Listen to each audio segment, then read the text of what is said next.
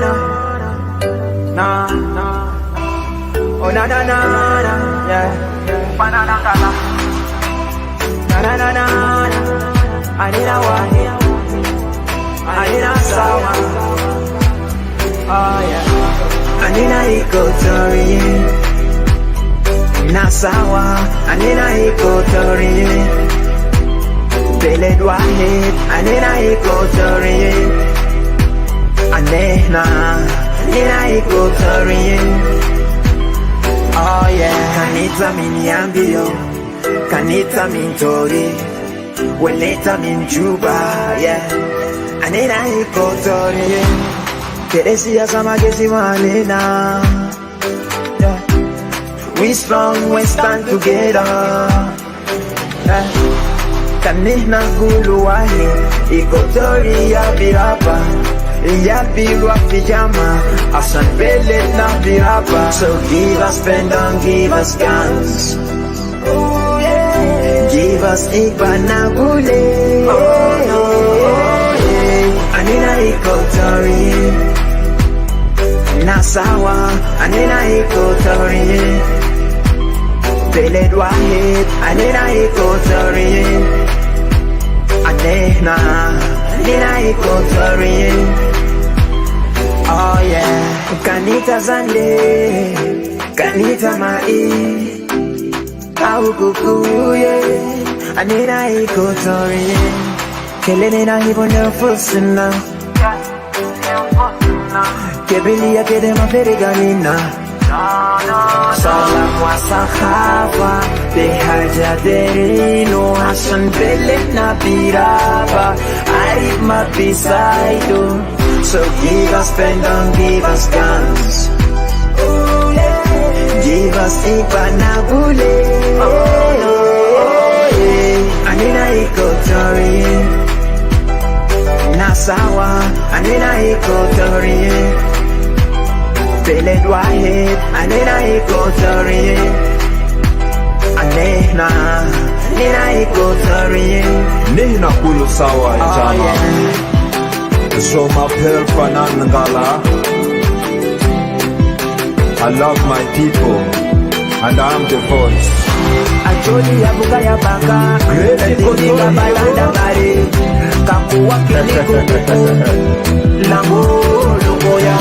Acholi posa mundo, nyangara morobe mali, mundare nyangara, otumo mari makotudo, lubara buka ya lobe. Tokosa Mondo Anakulu nasi sawa Mavi hata bigesi manena Siasa mabigesi manena Anina wahi.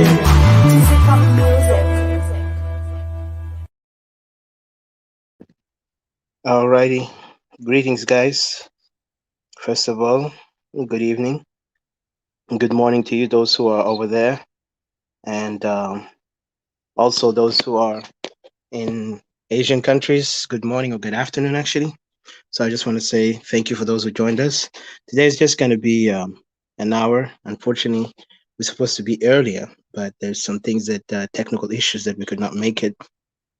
So now we started for this hour, but I hope you guys, enjoy and also can, if there's possibility, share the live to those who are concerned, especially those great Equatorian brothers and sisters who actually knows what we always try to advocate for our people back home and also abroad. First of all, I wanted to say greetings. This is Odysseus with you, and with you today, Hadassah also.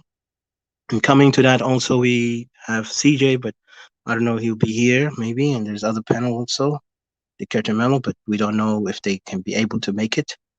Yes, so first of all, I want to say thank you guys for joining us. First, greetings to all who are here. Greetings from, to all our beloved friends and members, audiences, and especially our gracious Great Equatorian family, and not to forget also our confused and troubled foes who can't fathom Great Equatoria call for sovereignty. All in all, it shall be built, of course, not through the hands of mighty warlords or tribal anarchists of greed for power, but it shall be true, genuine, and righteous idea of well-built utopian nation, a nation that is, desired by the people, by the Equatorian society or community. A nation of Great Equatoria shall be a nation that shall be trusted, not in forms of tribal anarchy or any form of tribalism, but in the form of law and order, equality, justice, and accountability, which shall be supported, of course, by the unbreakable golden rods of true freedom and equality for all.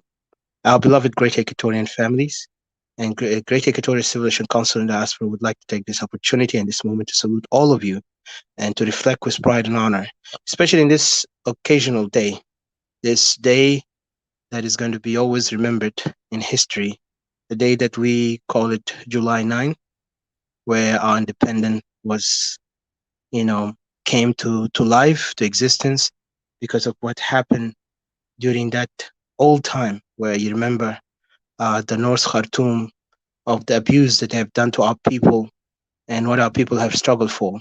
So this is a day we need to honor with pride all our fellow great Equatorian revolutionary brothers and sisters, home and abroad. We salute you in the name of justice, of course, accountability, justice, my bad, great, pride and honor. We salute you all in the name of justice, of course, accountability and equal rights.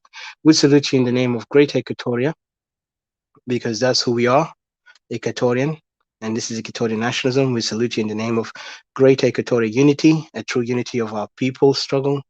And we salute you all in the name of hope and brighter future for our suffering people. And we also salute you in the name, in the spirit of true, genuine love bond that ties us all together with one another as great Equatorians. We must remember this is the sacred bond we share with each other all the time as great Equatorian people. The Great Equatorians' unity is not solely focused on a baseless slogan of unfounded and fragile unity. The Great Equatorian unity must be noted. It wasn't born out of political or geographical necessities. Our passion for each other to lift up Equatorians, you know, it's all because to lift up and protect Equatorian, that's what we are, But now, under this chaotic time that we are seeing and facing, those who are wise among us see the essential need of our unity under what have made us as Great Equatoria. Great Equatoria is neither a region nor a piece of land that people can just define us with, but it's an immortal idea, an immortal spirit that was left to us by our people, our ancestors, our immortal ancestors who we are now, honor them by our existence and by believing in Equatoria and believing in what we can do for our people. If any foreigner think they can just define Great Equatoria as a region of many inhabitant tribes alone, we say, we believe they have done us injustice, because Great Equatoria is who we are. And we are more than just a tribe. The pure connection that, ties us as a Equatorian community is because the spiritual bond which we share is deeply rooted through the ancestral blood that is flowing through our veins. We all share this truth that binds us as great Equatorian people. And thus the great Equatorians are not just the native inhabitants of the Equatorian region only. Still, we prove to all our foes that we are one people, one power against many aggressive adversaries, but be it foreign or domestic. We seek those who seek our disintegration or disunity will fall. For our fellow great Equatorians and non-Equatorians alike, non-Equatorians, we want to say thank you for joining us and watching this live stream that we're going to broadcast only for an hour. Hopefully we make it on time. Take this opportunity to give also thanks to all those who are supporting us and those who understand exactly what we're doing, because we're not doing here for publicity or attention, but we're doing here because we believe in Equatoria and what our people have been going through. We're trying to find a solution, and we're advocating this message to everyone to understand that Equatoria is more than just a land. It's a mortal idea that was left to us by our ancestors. Remember that this is who we are. South Sudan has fallen because of greed, because of tribalism that has been waged, and also waged against us, not waged against each other, but waged against us, specifically we, the people of Equatoria region. Because what is happening today, we could see a clear abuse to our right, to our human right, abuse to our existence, abuse to our history, to our culture, even to our ancestors. And you have seen the evidence of it to the misery of our people when it comes to our land, to our women and children when they're chased away, even the political system that has been built there to make sure that they deprive Equatorian from their right, from getting their ability to move forward. And it's really sad if we going to entertain such thing. So our people will always be outside. We want people to wake up, to stand for their right, not to feel, you know, scared to talk the truth. I know we have sacrificed a lot, and I'll tell you one of the evidence to my side. For me, we had some friends that now they're no longer friends because we speak about Equatoria. We had some people who just couldn't handle what we're saying, and they begin to look at us as enemies. Even we have faced insults, humiliations and all that. But we're not looking at this as a big issue. The bigger issue when we see our people are suffering, that's what we are fighting harder to make sure our people stand, bright like the sun. People will know what Equatorians are. So I know we have so much to do to work on it. Of course, some people say in their opinions, boots in the ground. Some people say we need to contribute. Of course, all these things is important. But if we don't have a clear objective or vision that will say Equatoria must speak for Equatoria, then we will never go anywhere. Instead, we will always be like those, chicken, what they call those, children of the chicken. I forgot what they call them, chicks. So where they cannot come together. They always spread around, running around, or like those lost sheeps, where they will be just hunted by those wolves. Today we have so many wolves and foxes who are trying to devour us. First they try to devour our unity, the unity of Equatorians, to make sure that Equatoria begin to think tribalistic mindset, and then they also want to divide us to think individually, not only just tribe, individually. Like you've seen today, people like Waniga, Lomoro, all these guys are doing it, where people will look for their self-interest first. Even they will begin to appease those you know, who would love to make themselves look good in the public eyes, will wear that suit like they're almost going to be hanged in a courtyard or whatever. And you will see their mindset is almost like empty, like a grave with a dirty mind that you cannot even imagine.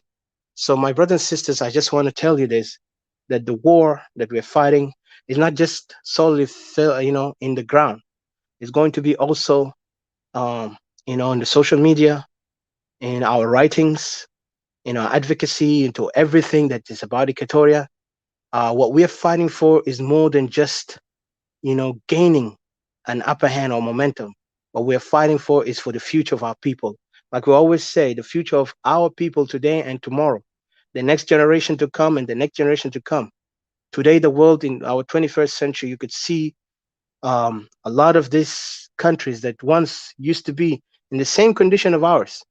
They have evolved faster and they became a competitive nations where economically they are very strong and well situated. They're able to, take care of their people. They're not bagging like today. South Sudan has become a bagger. 20 years anniversary of it. It's really shameful. And I know all of us. So those who are now here and those who are not going to be here today, but they will watch it later, have seen this video of Kir, you know, talking with the journalist Jeff Kanenge, and you have seen what he was talking. It was ridiculous. The man was so ridiculous and embarrassing. The man was just a clown in a suit and talking about he is the president of a nation that he can't even take care of it. Economically, he cannot take care of it. Security, he cannot take care of it. And what he did, people now are trying to put only the blame on him, but I don't see the blame only on him. Is everyone that within that regime and the people behind him. Because when I'm talking to people, I'm talking about going back to the geographical background, back to the tribal mindset of where he come from. Because this mindset of tribalism did not come from Equatorians. And I would say this with all confidence. We did not create tribalism. Tribalism came from Upper Nile. With all due respect to our brothers in Upper Nile, we call them brothers because remember, we are all the children of Ham, the children of Cush, and that's who we are. But again, even brothers, when they see there is something wrong, they have to take their different paths. You remember the story of Jacob. Jacob and his brother Esau. What did they do? Everybody left their own way. Esau went to that place now, Jordan, and Israel went to Egypt. Later, his family took his bone and went back to Israel because God promised him the land of Israel would be his. This is the land that he wanted him to be, built in a virtue and righteousness, the land of milk and honey.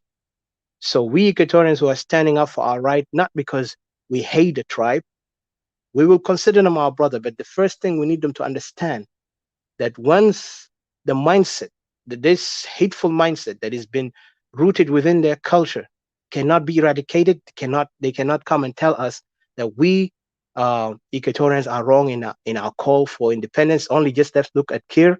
Kir has to go and everything will be all right. But if Kir is there and everyone aware from his tribe that he's not fit, what they supposed to do? They're supposed to take him out. That's the simplest thing. Like we now, Equatorian, we condemn Waniiga, we condemn Lomoro, we condemn all these because we know they are wrong. But for them, they cannot condemn them. Instead, you'd see them, they're trying to create confusion within our community, with our Equatorian brothers and sisters who are now, sometimes they fall for these nonsense by believing that we are, one people, one nation. It's not about one people, one nation. It's about the truth. It's about the rights of others. When we came together for that independent, what was the independent about? Because we saw other group that we even saw them as our brothers abused us. This disqualified us from even to be equal citizens.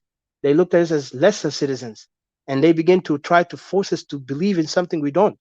One of them is the greatest thing they want us to believe is in Arabism or Al-Arabiya. The reason why they want us to be Arab because they wanted to come and expand their Arabic mentality that was given to them or inherited by their ancestors, who those ancestors, of course, they were the rapists of their own ancestors, the native original ancestors, because those guys were not, they didn't come there in peace and in what do you call it, consent between two people. It was forced rape, and that's why today you see the difference in North Africa, especially in the Northeast African areas where a lot of our people have been mixed. But it's all right.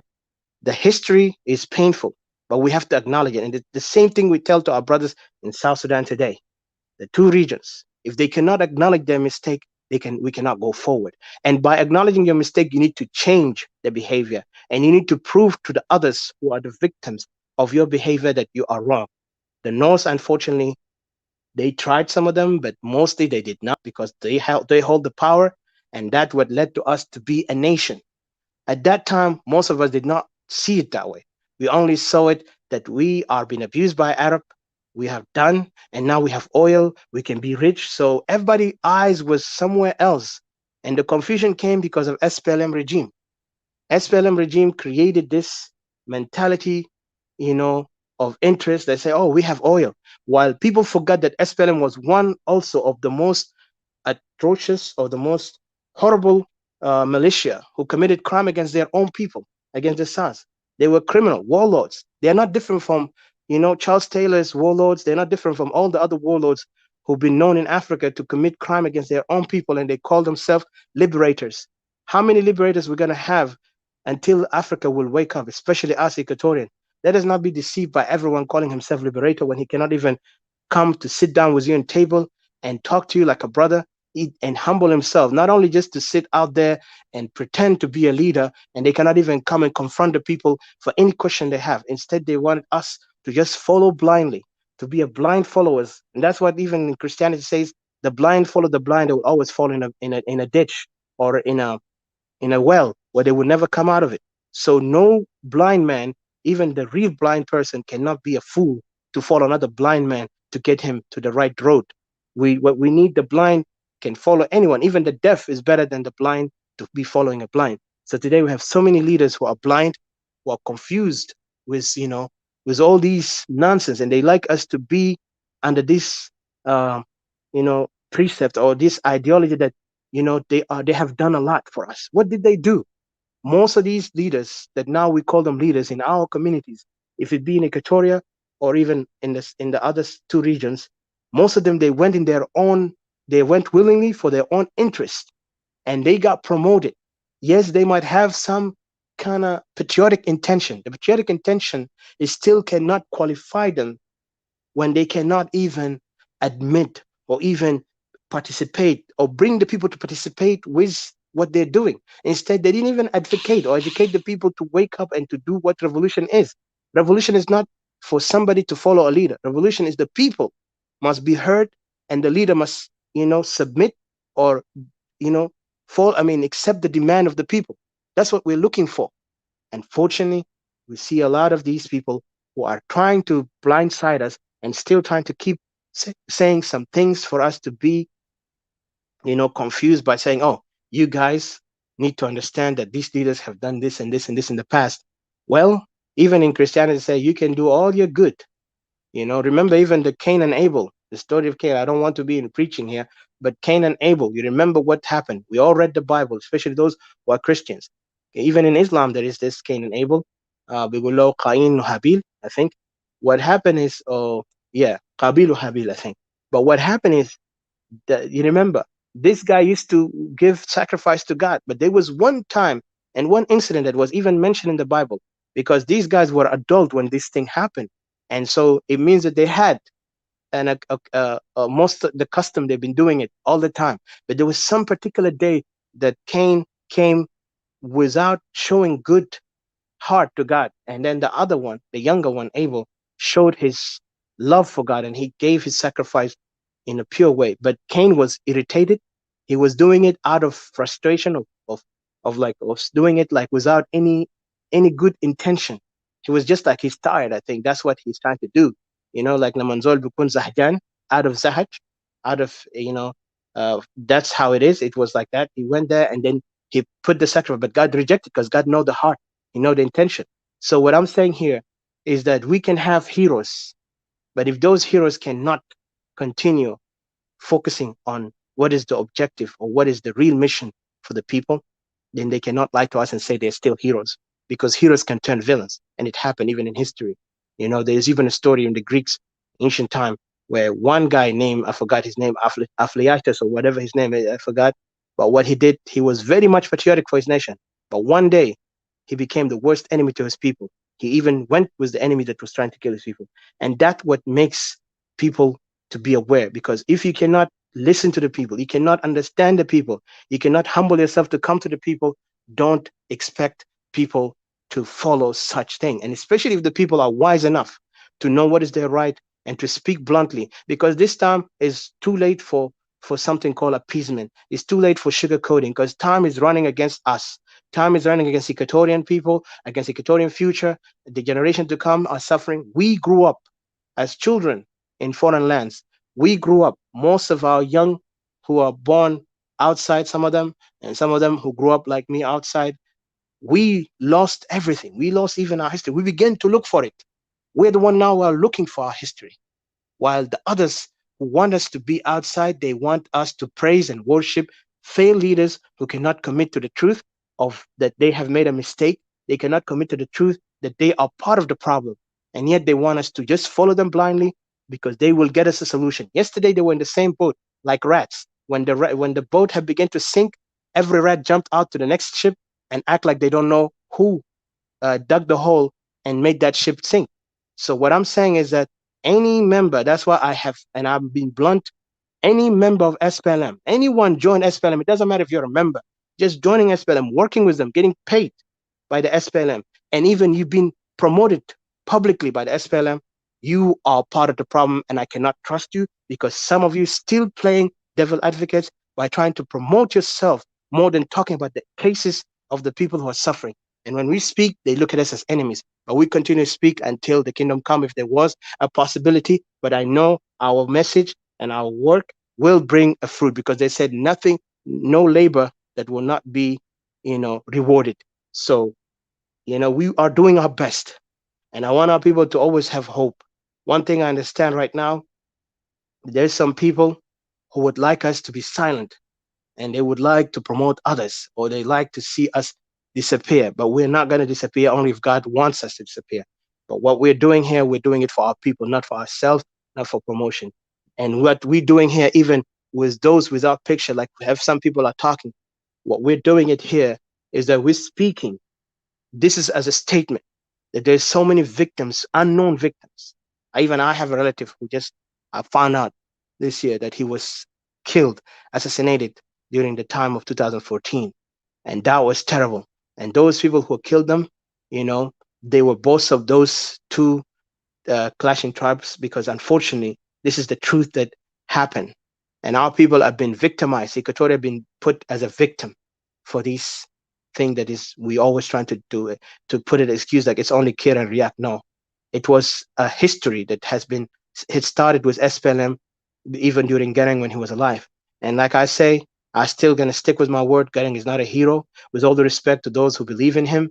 But I would just say my point, because if you really respect me as your brother, and you know that even that word might not, you like it, but you have to accept that yes, we all have opinion, we all have views, but I can support my view, my point, by giving the evidence that what Gering did. Gering have committed crime against humanity. Gering was even recruiting children during, that's what they call them, the Red Army. Gering, not only that, he committed crimes against humanity by even allowing his soldiers to go and kill other tribes. Gering even have killed his own colleagues. If this cannot be put as a crime, then what is our, you know, existence as a nation supposed to be? Like, what is the import or purpose of calling ourselves a nation?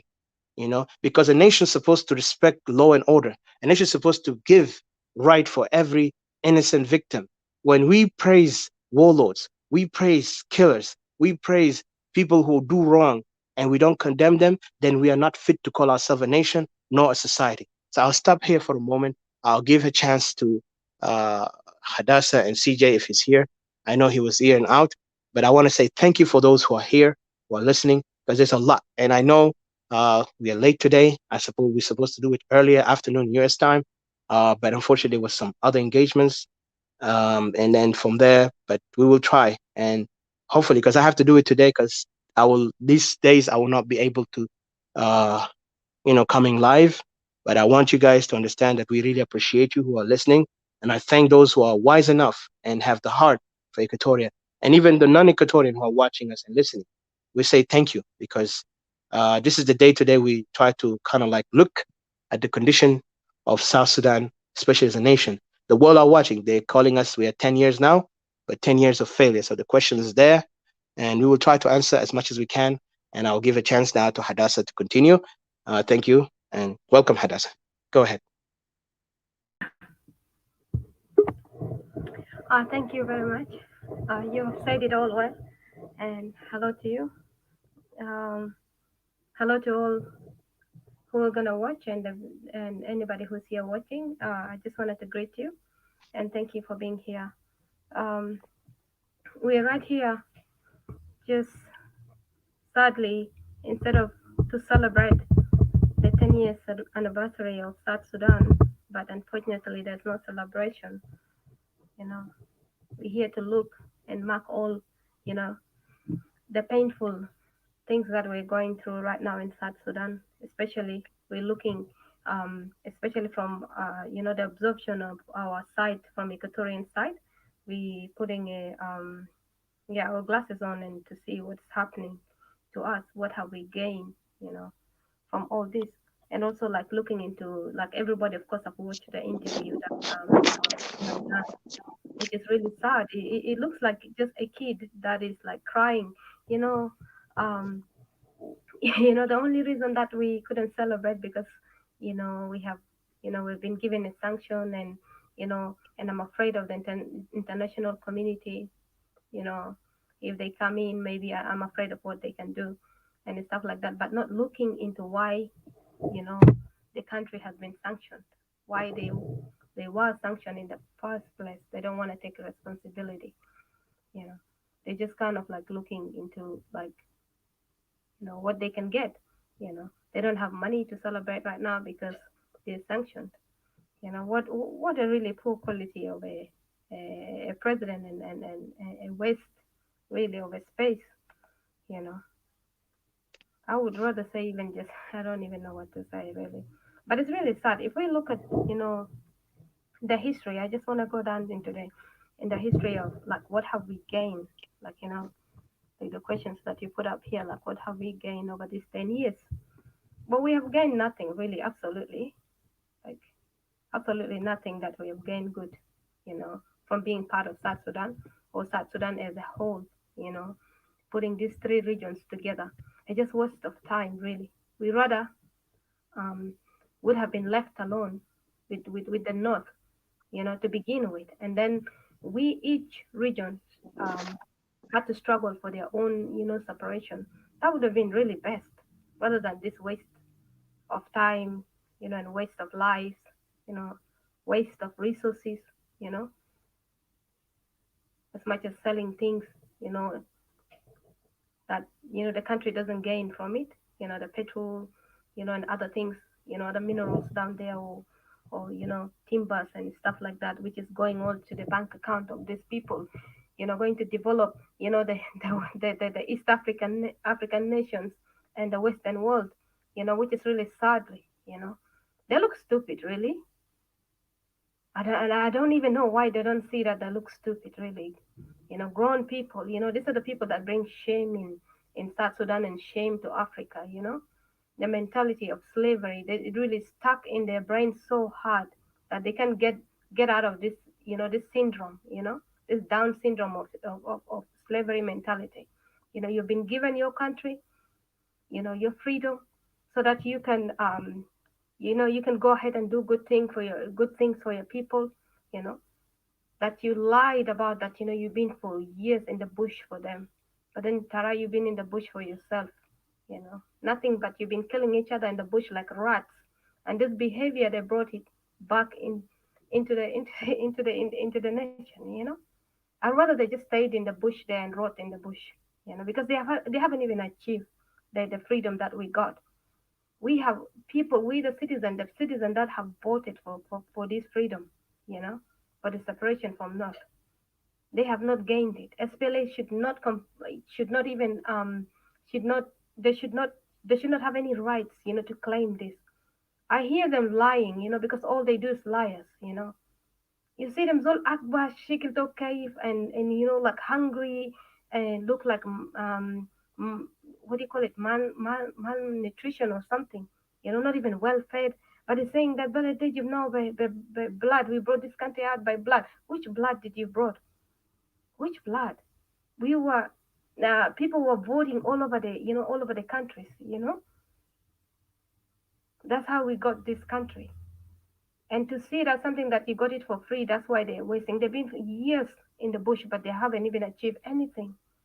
They've been there just killing each other, abusing people's children, you know, domesticating other people's children and lying around, such as telling the children to cry, to the international community, saying that, oh, the Arabs have done this, they burned our house, they did that, they did that. But most of these things, they just lied.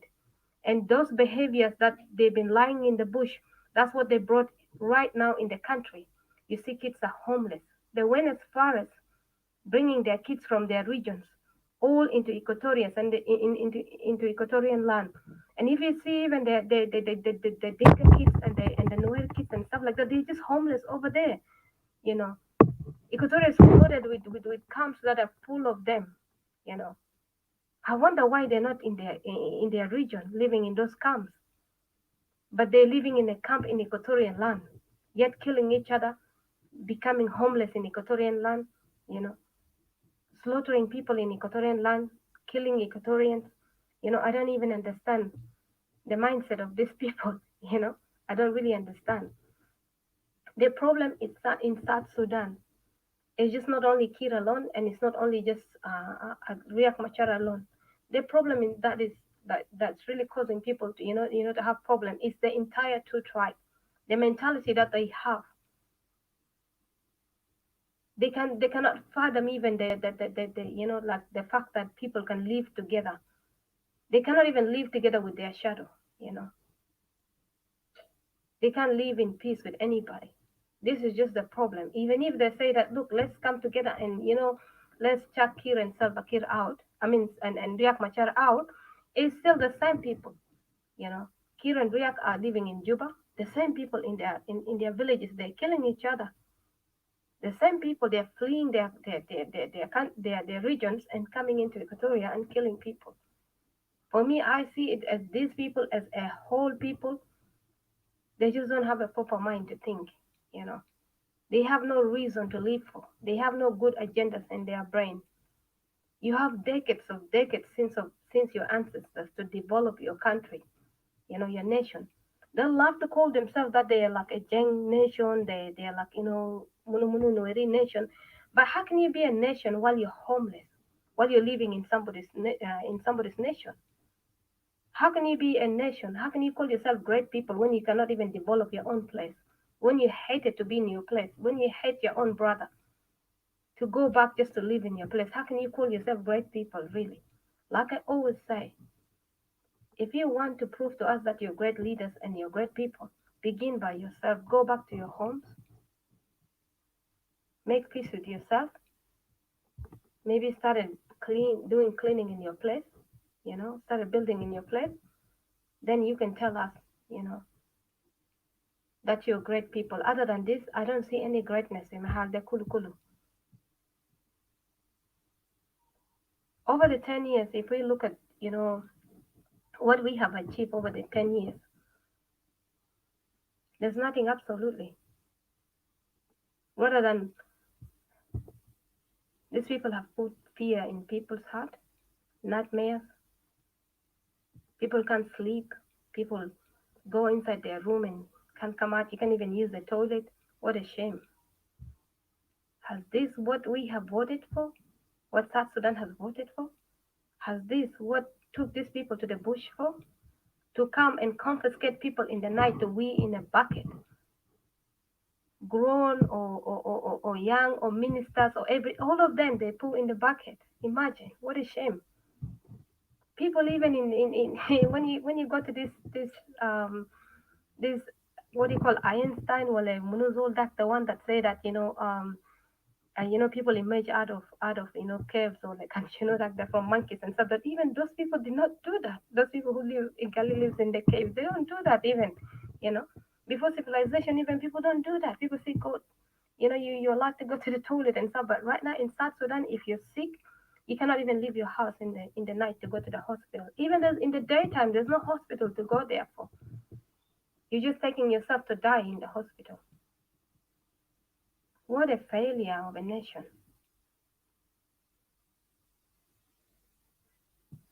And to wonder that is like the what do you call it? The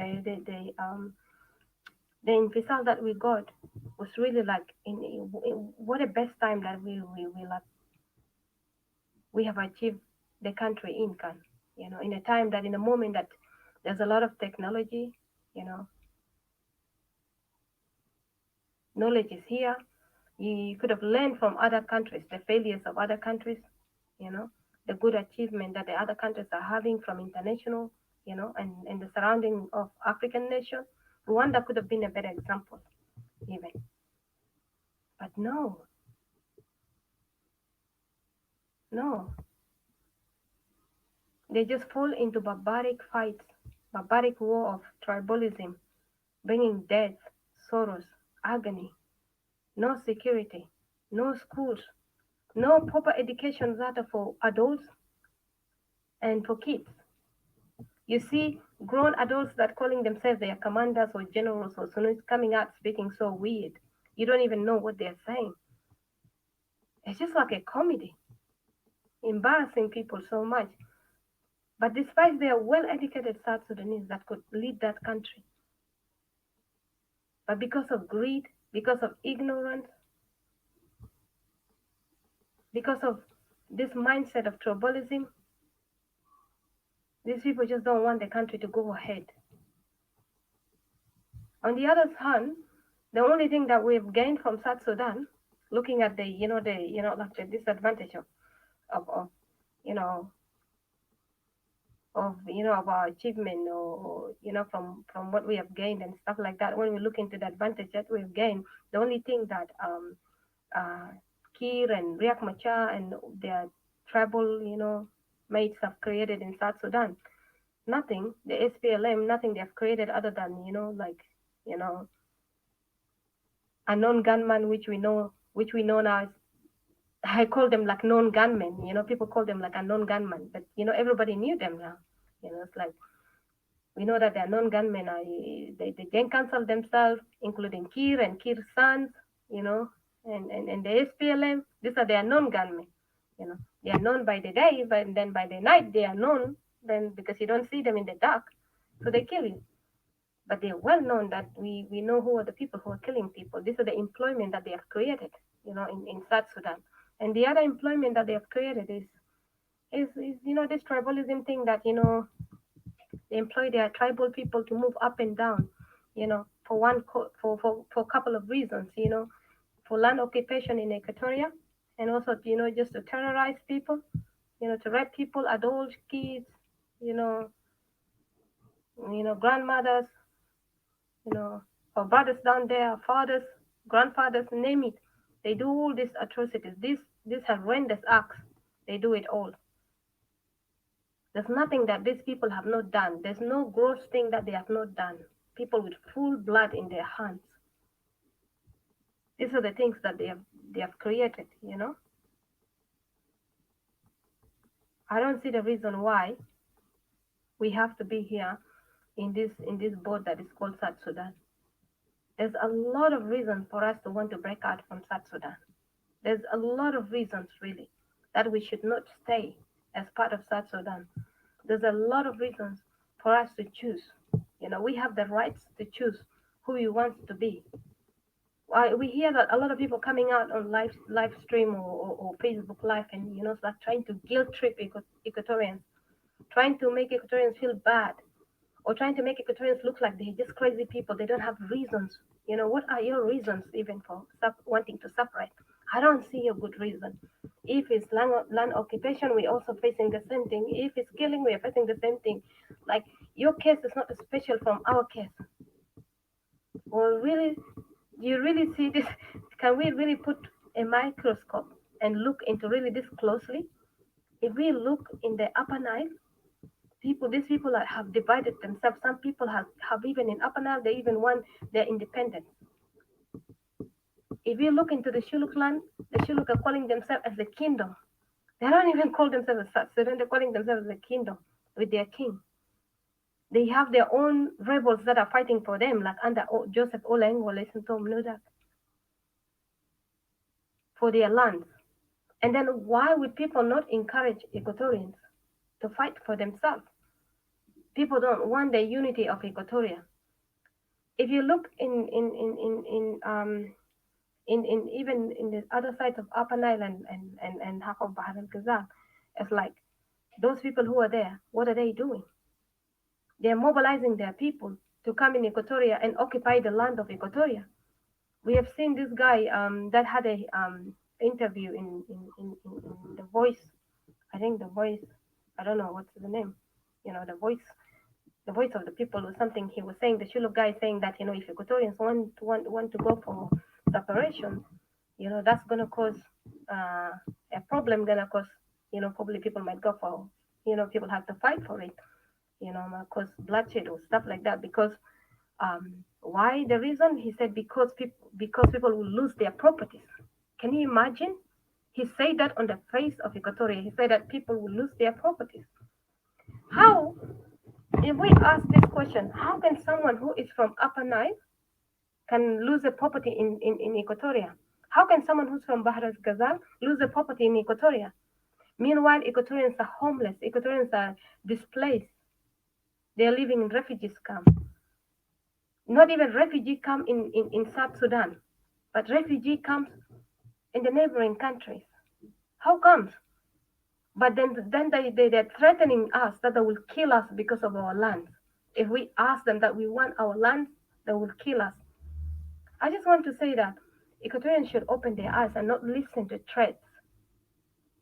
Those people are not stronger than us. They're not any different than us. They're human beings like us. They should not open up themselves, make themselves as if they're greater or they're stronger than us. In fact, I will belittle them to ignorant people.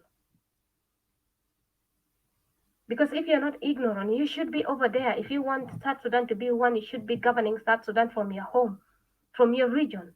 I don't see why people coming in social media tearing their voices, tearing themselves in shouting over people and, you know, addressing people in all kinds of manners, like going madness and craziness, you know, like, as if they're here, like, doing something really great, but all why just telling people that, this country will not separate, this country will not separate.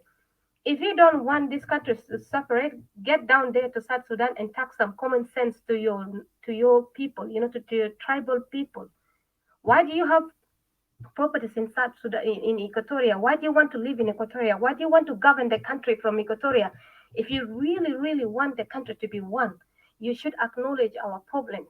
You should say that, yes, I see why Equatorians are complaining. I see myself, when they left South Sudan, these people who are complaining in the social media, they left from Equatoria.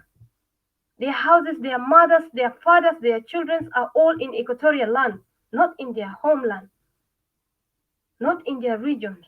They are in Equatorians, while Equatorians are in the bush, in the graveyards, in the neighboring countries in refugee camp, living there for decades and decades, 2 point something, not even 2 point something, 3 point something million Equatorians out.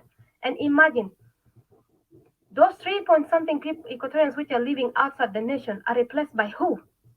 By Nuer, by Dinka, by Shuluk, by the other tribes from Bahr al Ghazal and Upper Nile.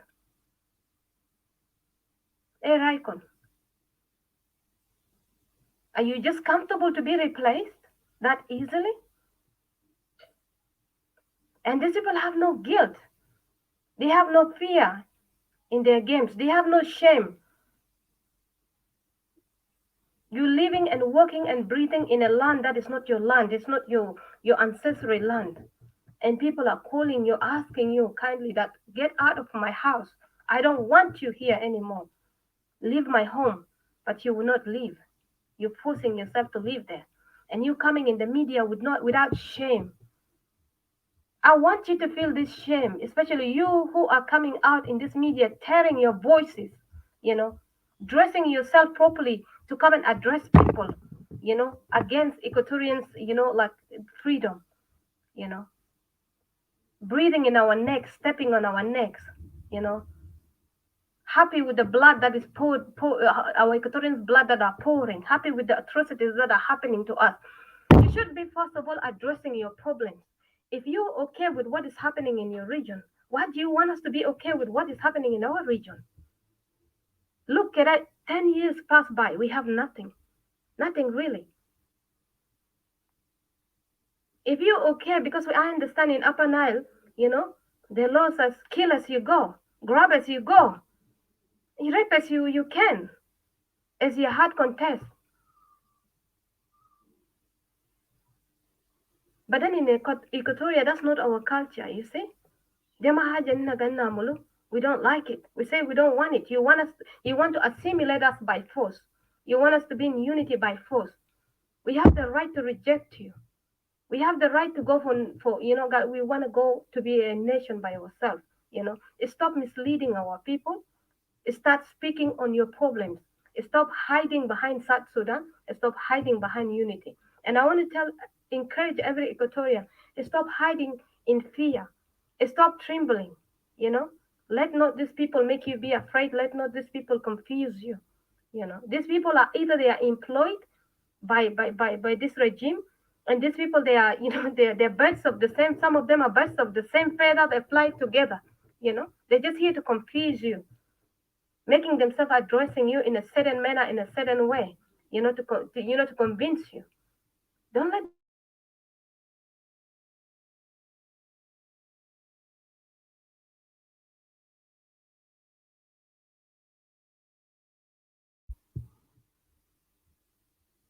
Oh, hello? Hello? Yes, we can hear you. We can hear you. Go ahead. You have the right for your people, to grieve your people, and also to demand that, you want your nation. Because you have given 10 years worth of 10 years of nothing. We have been patient for 10 years and nothing has happened. So I'm sorry that I took this long. I will just leave here and I will let you, I will give it back to you, Etika. And or CJ. And thank you, guys. Yeah, CJ, go ahead. Your turn. Thank you. Thank you, Hadassah. Thank you.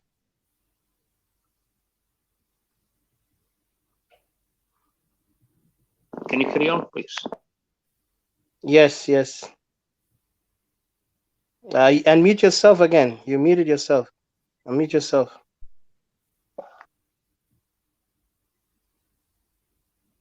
Hello,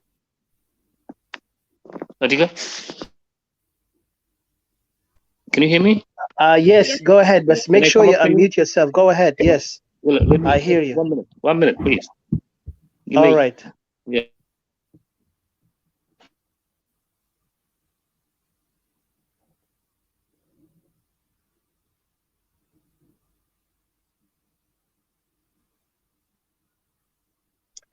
Sorry, guys. There is technical issues. I don't know with CJ. Please, if you can, hold on. But I want to say thank you. Thank you, Hadassah, for your message. As we know, we have just put the topic or the info of the broadcast. I can read it here, and then we can just talk about it. I know we said it's going to be 1 hour, but it seems like we already been close to end an hour. But still, we can talk for a minute, and at least we can give some points here, clarification. And if we get a chance, we'll come back again to talk about it. But this is the 10-year anniversary, of course, of South Sudan independence. And what, as we all know, this is the question that all of us have to think about and wonder: what have we gained, and what have we learned from such independence? And I'm saying this especially for great Equatorians to kind of question this. I think the others are still happy that we are independent, as they call us independent, but I don't see independence when there is still tyranny going on. Independence is supposed to be freedom of right to people. People can express themselves freely. People can still move around. That's not an independent. That's just another oppression. So we were replacing an oppressor to another oppressor. And this is exactly what happened. And the regime, as we know, it's a tribal regime, like always we have mentioned. I know people are not happy to say that. They're still trying to hide it and say, no, Kir is the one who created this tribalism. But like I said, from their fruit you shall know them. And you got to go back to the roots of the story, or the cultures that we are facing. A culture of tribalism is not yet addressed by the same community who are now trying to accept Equatoria. They want to kind of confuse Equatoria to believe that we are all one people. Yes, maybe we became one. We united only at that time because we're looking at the Arab remnants who call themselves Northern Arab. But now we are no longer under the North control, nor under the Arab ideology that was ruling the whole country at that time. So this is a question of what we have gained. What have we gained, and what have we learned?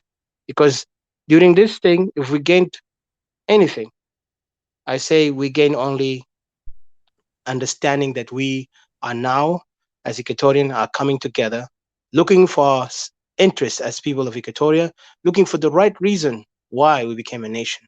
We became a nation because we want to be independent. We want to get our rights.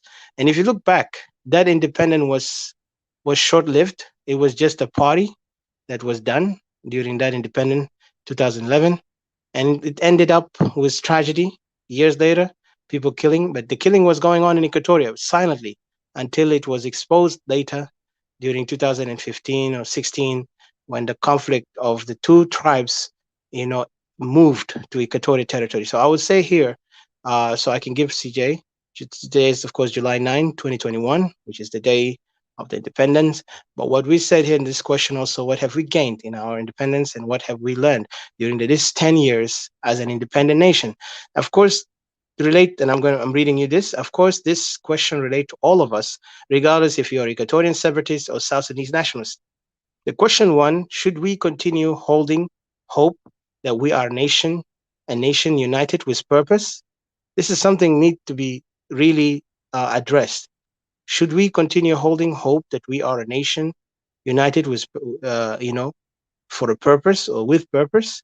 And second question is, who is to be blamed in this nightmarish condition that has befallen the 10 years old nation? And the third question is, of course, is Greater Equatoria right in its call for self-autonomy? And the fourth and last question, What led Great Equatoria to decide such a strong demand for self-determination? And like we said here, we put our, our notification to all those who are listening to us, and those who oppose us or agree with us, said that all these questions are legitimate questions needed to be tackled and answered without prejudice or biased opinions. For we who are committed to separation of Greater Equatoria from the two regions of South Sudan, if we cannot tackle and answer any question facing us sincerely, then we are deemed unworthy to stand or speak on behalf of our betrayed Equatorian people whose hopes and dreams were dashed by the backdoor deals and conspiracies against us. Because remember, there's a lot of conspiracy committed against us. And these conspiracies was terrible.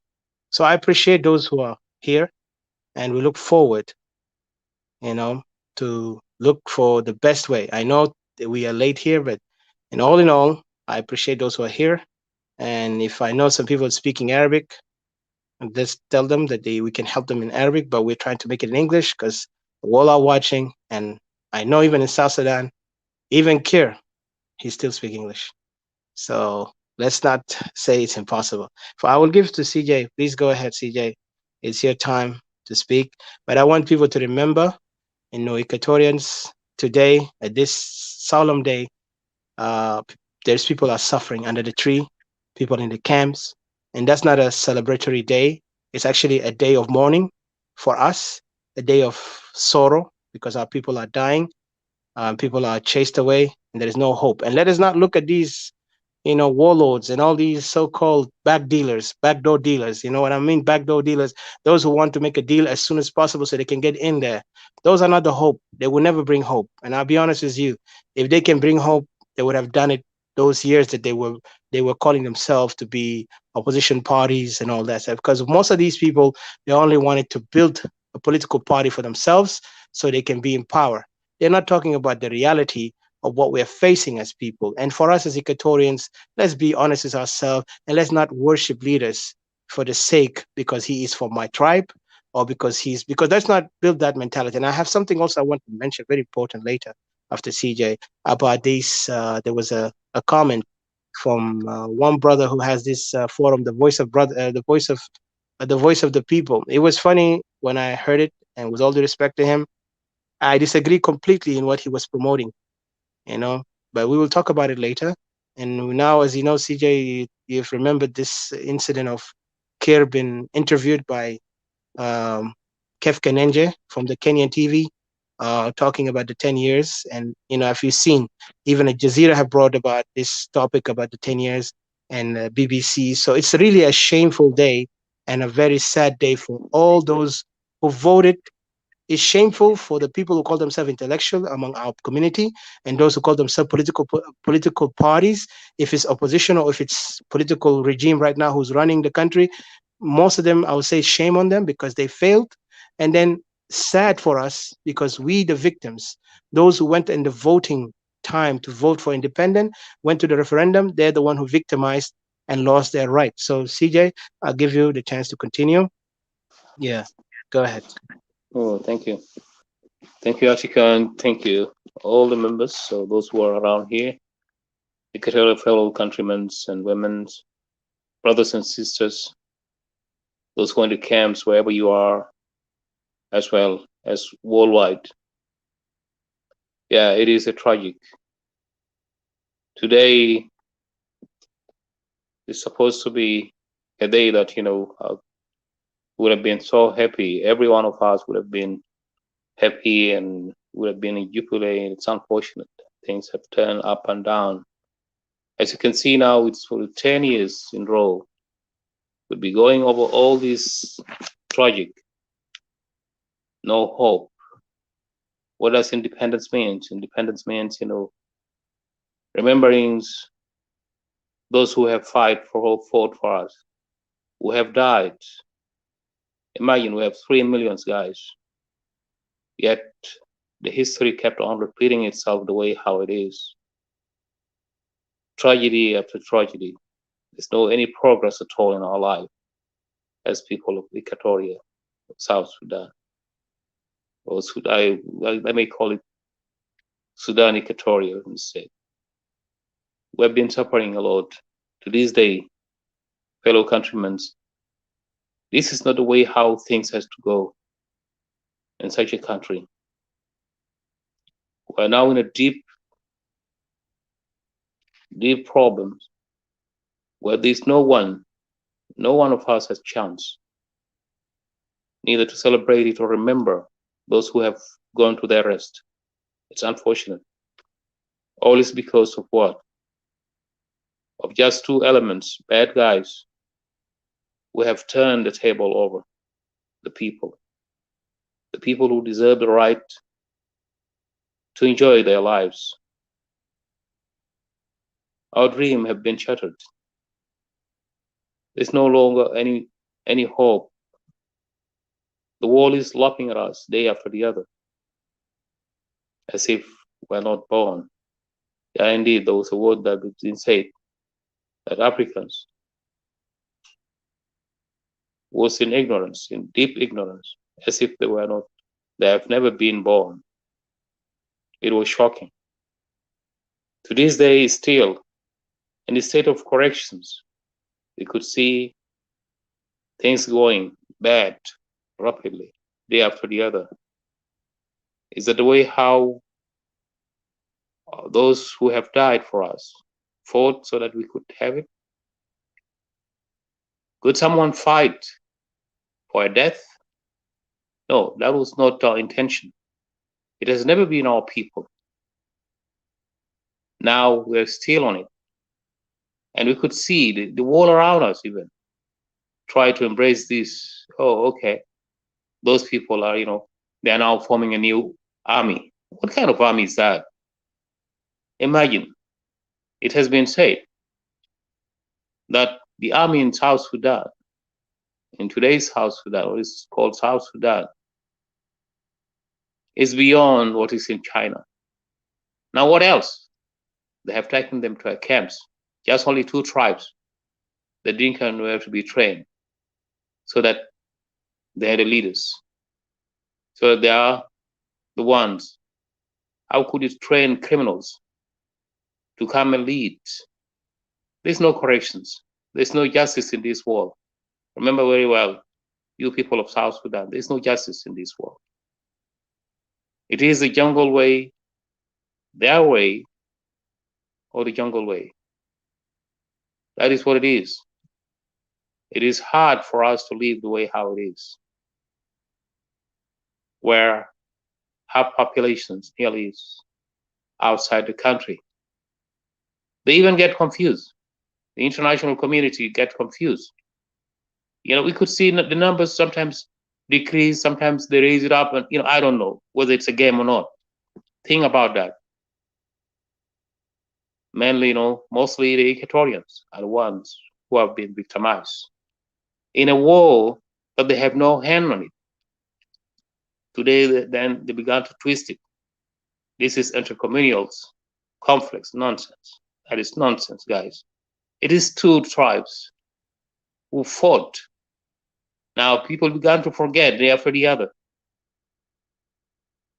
the truth or the real story or the root cause, exactly the root cause, what's so-called root cause of these conflicts, which is Nuer and Dinka. Each one is going after the other in revenge. Is that the way how things has to go?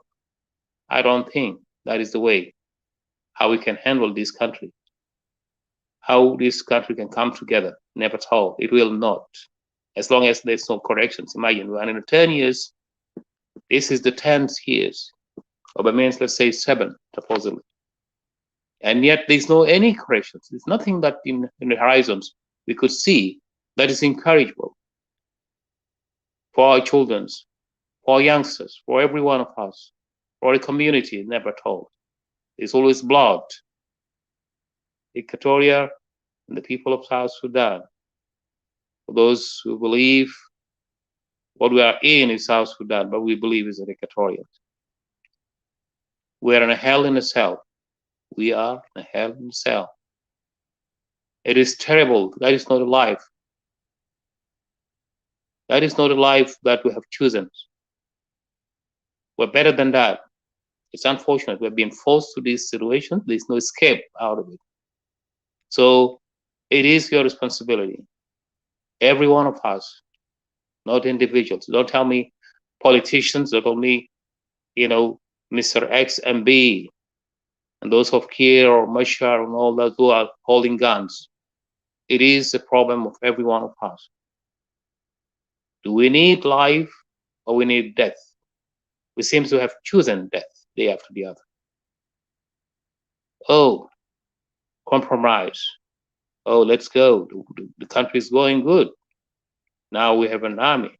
We're supposed to have, no, let there be, lift up the army embargo, as we can hear the president, what's so-called this jungle president, kept on saying that, began to give some excuse that, oh, because of this, that's why we can't be able to, progress. We can't be able to form our army because of this, giving an obstacle so that they can kill the next day.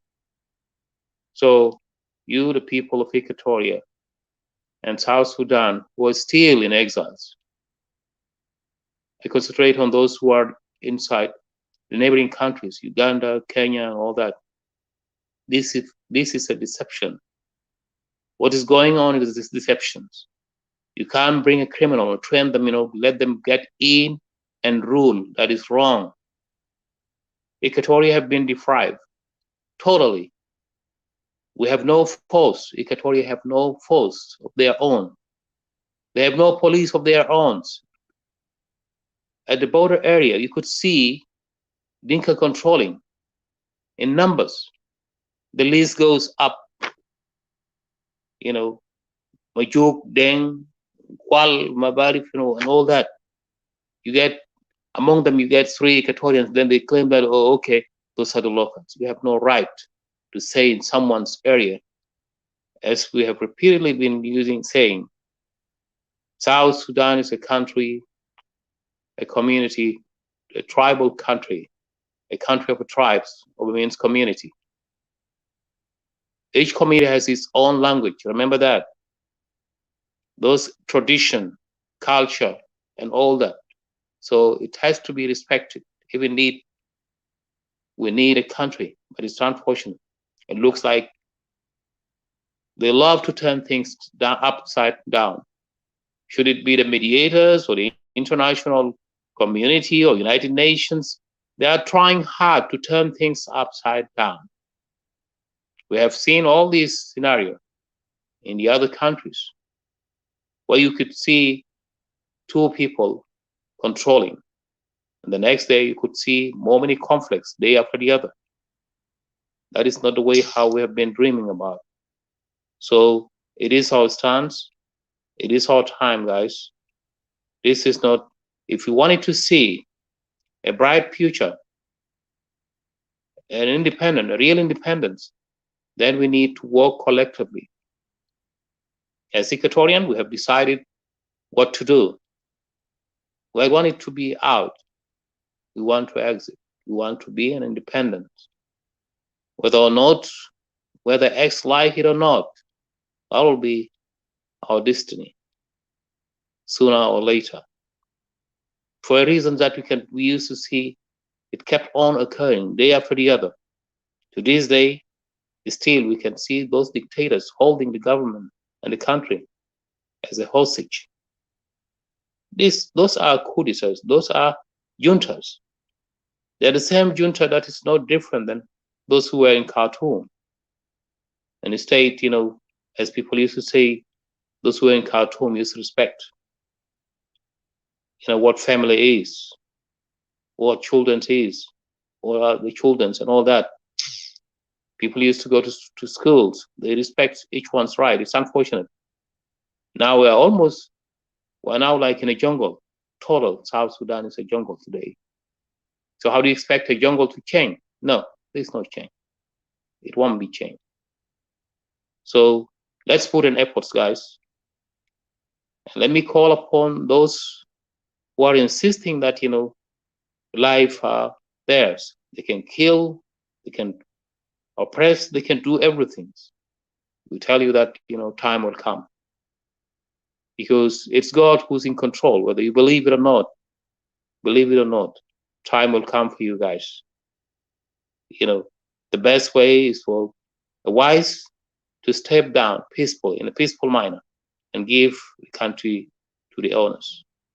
Still, we could see that people are now insisting that, we have to go for elections. What kind of elections?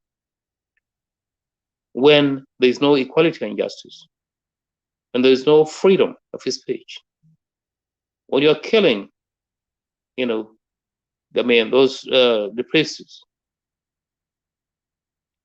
those who used to serve people, when you're abusing, occupying people's lands, that is ridiculous. That cannot be at all freedoms. So, people of South Sudan, this is a sad day. We are mourning. This is a mourn. The 10 years in a row we are mourning. We would have no chance at all. But we need to change this into a better. I believe that you can do it. We can do it together. We can do it. Well, for those who are Upper Nile and Bahr Ghazal, we respect each of you's rights. I have no problem with that. But you have been looking to Equatoria. Some used to say, oh, Equatoria has nothing. Well, all people are suffering. No, that is nonsense. By the time when these gentlemen, when Kir came up and claimed that there is a coup, Equatoria was also part of it. When the conflicts went on, it was mainly in Upper Nile and Bahr Ghazal. We are now under control of Bahr Ghazal and Upper Nile. So we were saying that, it's stand for yourself. Come up as regions. If you're not happy with those of Kir and Machar, stand in your areas and come up. Rise up to the task. Our goal is to get out this regime by all means necessary. We have to get out those regimes. Don't listen to them, deceiving people. Oh, okay, well, we're not fed up, people don't need war and all that. That is all nonsense. That is all nonsense. We should have just the best thing to tell them is that, step down. Let us take it over. Again, I have to repeat, as we have said, we need 3 people on the round table. That is the kind of thing that can lead us into either a compromise or a settlement of what is going on in that country, whether it's in a peaceful manner or a war. Remember, the life of people are dying. There's only the few, those who are holding the elites. They're the ones who are enjoying the lives. They have their children studying elsewhere and all that. I'm really proud of this gentleman who's in Kenya, who came up and said, your problem nobody can solve your problem. It is you who can solve your problem. You, the South Sudanese Equatorian, it's you. Yeah, indeed, he was really perfect. He says, he asked even his home country to get rid of those elites, children in their country. Get them out as a sign of pressure. Those people need to be given hard times. Which those leaders around, or neighboring leaders, those who are in neighboring countries, would have listened to that call. Yeah, we need those people out. Unless you use some pressure on them, to press them, they will step down. If not, because they are enjoying it. They are now pouring the money all over the neighboring countries. But all is not about money. The issue is not about money. The issue is about our relationship as Africans, as neighbors. When will we correct all these mistakes? It is you guys, our neighbors, you need also to help out. Pressuring those people who are inside. You have seen them, what they are doing. They love to kill. They love to see people dying day after the other, suffering. Is that the way how it is in your countries? Now you can laugh at me of our people today, but tomorrow may be opposite. May come to you guys. So the best of you should stand also and help us, we the people of Equatorian South Sudan. Still, we have millions in your neighboring countries, in your countries. Yet you are saying, okay, let go.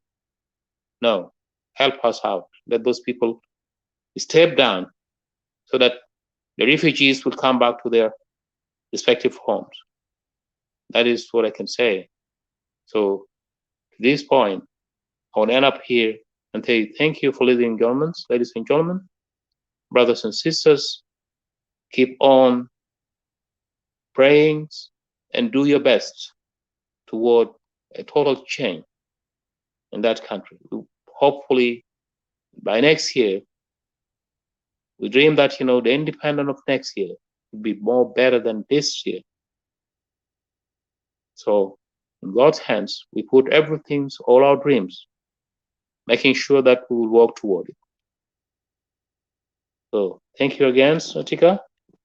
Sorry for prolonging. Bye. Thank you. You're good. Thank you so much, CJ.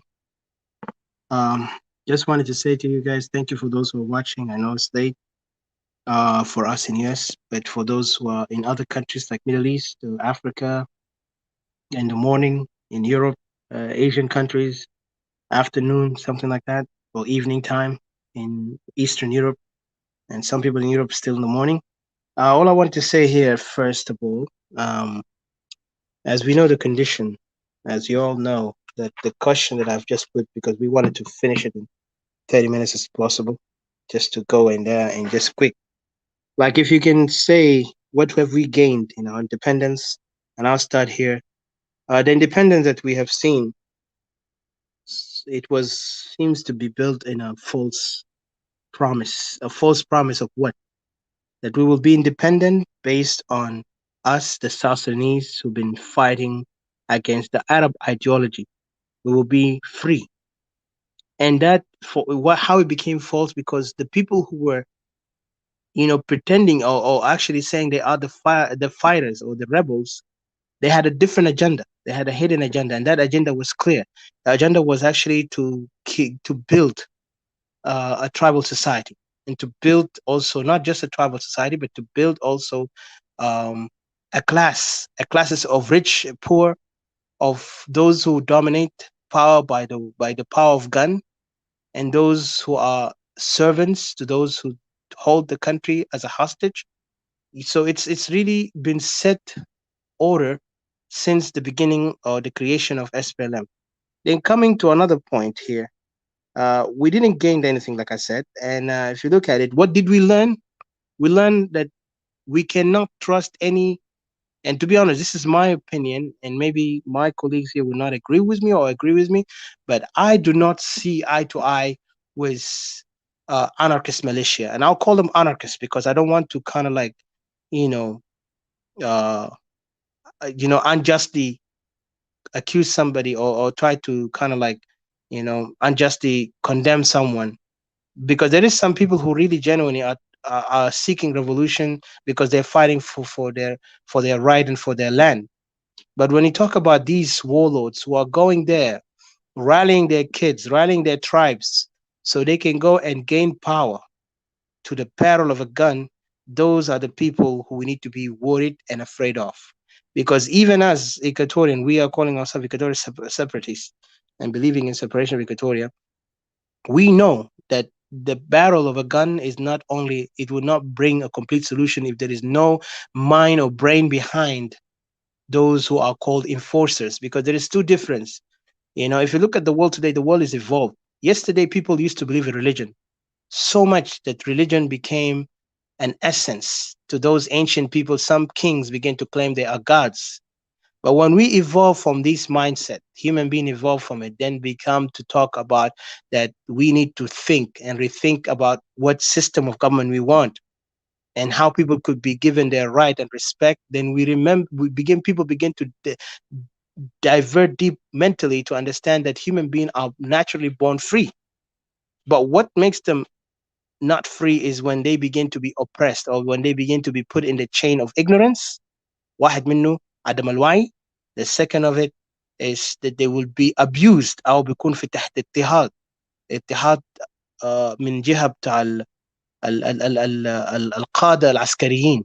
And this is it's really dangerous, you know, very dangerous in all when it comes to a nation building. So احنا مفترض نتعلم من الأخطاء ده make sure we don't go back to it.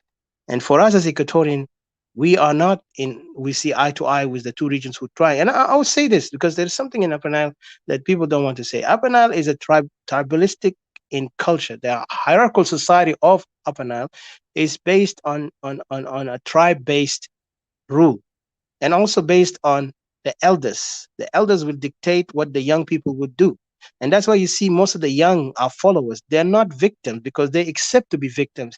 There is a difference between you becoming a victim when nobody can give you any knowledge. But when you have the knowledge of how to evolve from a nation, to evolve from backward thinking and this tribalistic mindset, then in that moment, you could change your life and you can break the chain of ignorance and move on to the freedom that you deserve. But once you still hold yourself with that chain of tribalism and you kind of like justify things and always very much attached to your tribe, as like, when other people from different tribes speak, you say, oh, people are against my tribe because they don't like my tribe. But that's not true. People don't because how many times, if you go anywhere in the world, even white people, Europeans, in America, they had this racism going on, but they overcame that by understanding that they are all equal, even if the system is still not there. And Black have a lot to do. To be honest, we Africans in the whole planet, we have a lot to do just to overcome what we are still going through. There is now today what they call it a psychological slavery, the mental slavery. We still follow that. And the mental slave and the mentally slave is more, dangerously destroyed. Like, and if you look at his mentality, is completely destroyed because they cannot overcome the passion that has been built in them or the fear that was created on them to be unable to kind of like challenge. Because if they feel like, if I do this, maybe I'll fail, so they put doubt in themselves, they will never go for. So these cultures, there is a reason why they've gone to that level of trusting in their tribe. But for us Equatorian, when we come together, we always have a collective agreement. We come together. I'm not saying we're perfect. Equatoria is not perfect, but the perfection that made Equatoria to call themselves Equatorian, because they look at themselves as one people. It doesn't matter what tribe you are. But today, and this is one thing I wanted to mention, with what that guy named, from the voice of the voice of the people. He was bragging about there is a conference happening, Ohio or whatever, talking about they had went to a tribal kind of like organization, because to be honest, it's a tribal organization. They said, I think it's a will something, whatever.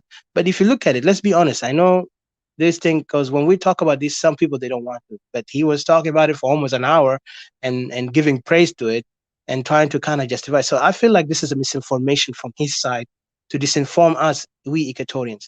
And I want to tell you why. Because this mentality, and I objected the idea that we in the foreign land, in diaspora, to begin to encourage this tribal organization, promote it, because every year you see so many tribes, every month they get, in a gathering, bitana tagabila bitana. This thing is just ridiculous. When you come to America or come to Australia as a refugee, you were not identified by your tribe. You were identified by your citizen, your nationality, based as you Sudanese first, and then later being called South Sudanese because you come from the South. But they didn't care. But yes, they will go back to your background and say, okay, you're from this tribe. But still, you are known in your identity as Sudanese or South Sudanese. That's the simplest thing. And these people who have been killed, they were not killed because they were specific tribe during the North and South War. We were killed because of our, African identity, our reason why we were killed, because of the ideology of Arab, and also there was other factors that made the Arab remnants in Khartoum to go and wage war on us. So our people were fighting. But going back in the history of Anyanya, that's when really the revolution of the people were there. But after Anyanya and then SPLM came, that was not a revolution. Instead, that was just called a tribal opportunity to create a tribal revolution, that they will be the dominant tribe. And yet some people still denying it. I could say, when SPLM created, was it created in Juba? Was it created in like collecting all the Upper Nile tribes? In the capital Upper Nile was Malakal. Were they created in Bahr al Ghazal? When was the capital of Bahr al Ghazal? Wow, no, it was created in Bor. What is Bor? Bor is a small area where there is a tribe of Dinka who dwell in that area. And these people at that time were not even in the level of education. Most of them were young kids, young teenagers, even underage, were they given weapon and they went and fought. And the first war they did, the first fire they fired, it was on their people, on their citizens, on their countrymen, on their native brothers who are neighboring to them, their tribes that was close to them. So this is a violation to human right, violation to our right. And yet this history is recorded. And that was under the leadership of John Garang, the man who is called now founding father of South Sudan. He's not the founding father. There was real founding fathers of South Sudan who wanted South Sudan to separate before Garang. Garang did not. We all agree that some people say, yeah, Garang did not. Getting talked about, even said about the new Sudan. Now he betrayed the Nuba. Let's be honest with ourselves. Did he not?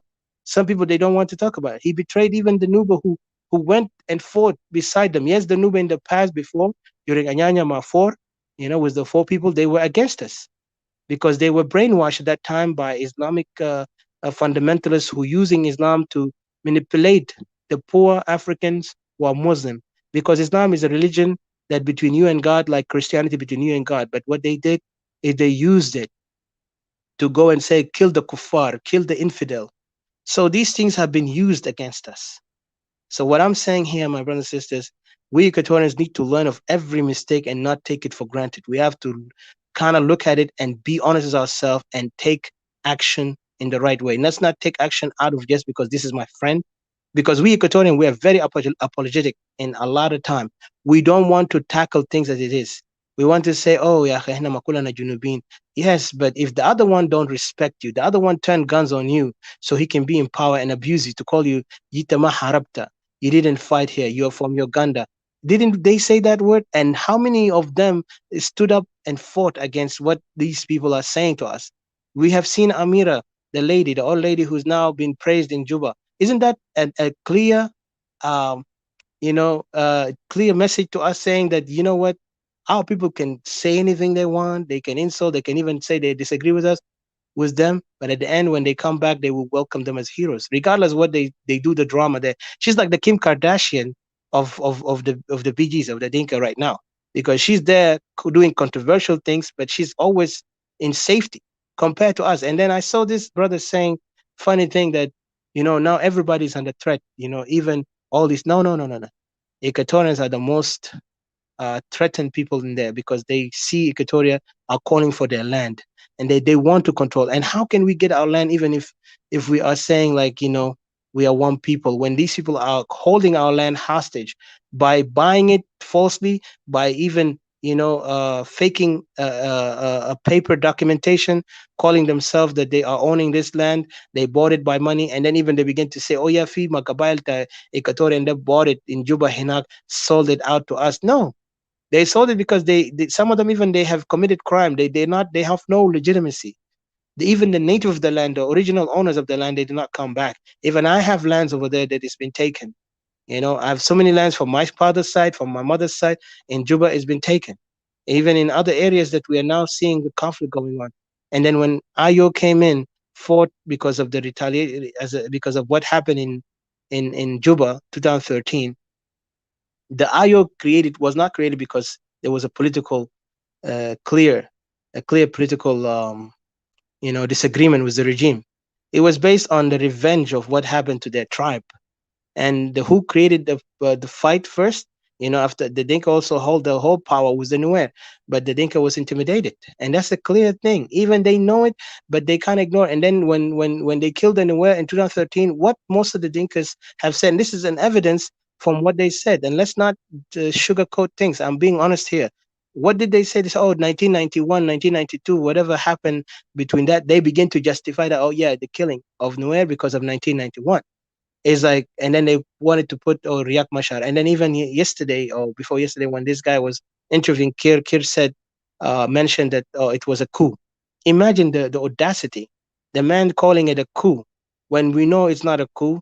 He just, if the only one who's doing coup is Kir, Let's go like this. If the only one who really making the coup, it was Kir. Kir made a coup against his own ex-vice president, who actually disagreed with him in the way how he was leading the country. That was the reason why he felt intimidated, and then also he used it as an opportunity for him to bring his tiger army to go and start massacring his tribe as a vengeance, and also as a message, direct message that Iraq, you will never hold this country, you will never be a leader in this country, because Iraq was mobilizing his people and everyone, those who are allies to him, to so they can go for election, so things can change. But unfortunately, this thing did not happen. So we all know this is the truth. And then the funny thing above all this, when these, I'm sorry to call them, but when these small rats came out of the ship, those new so-called faces of the so-called oppositions, and I'm sorry to say it, I know it might be a little bit, you know, harsh, but I have to be honest, most of them were part of the regime. Everyone who talk about their background, you could see them when they talk with pride, arrogance in the public eye that, hey man, I was there.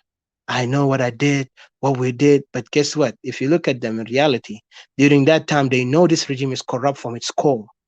Even the history of SPLM is not even good. Some of them, they took opportunity working with SPLM only during the CPA. Some of them worked during that independent, and so on, until the conflict of 2013 created an escalation where a lot of people begin to feel marginalized, especially those who want to seek an opportunity in power, felt themselves marginalized. They were kicked out of positions. They had to ally themselves with other oppositions who are looking for another way to get back. So we have seen this cycle of game.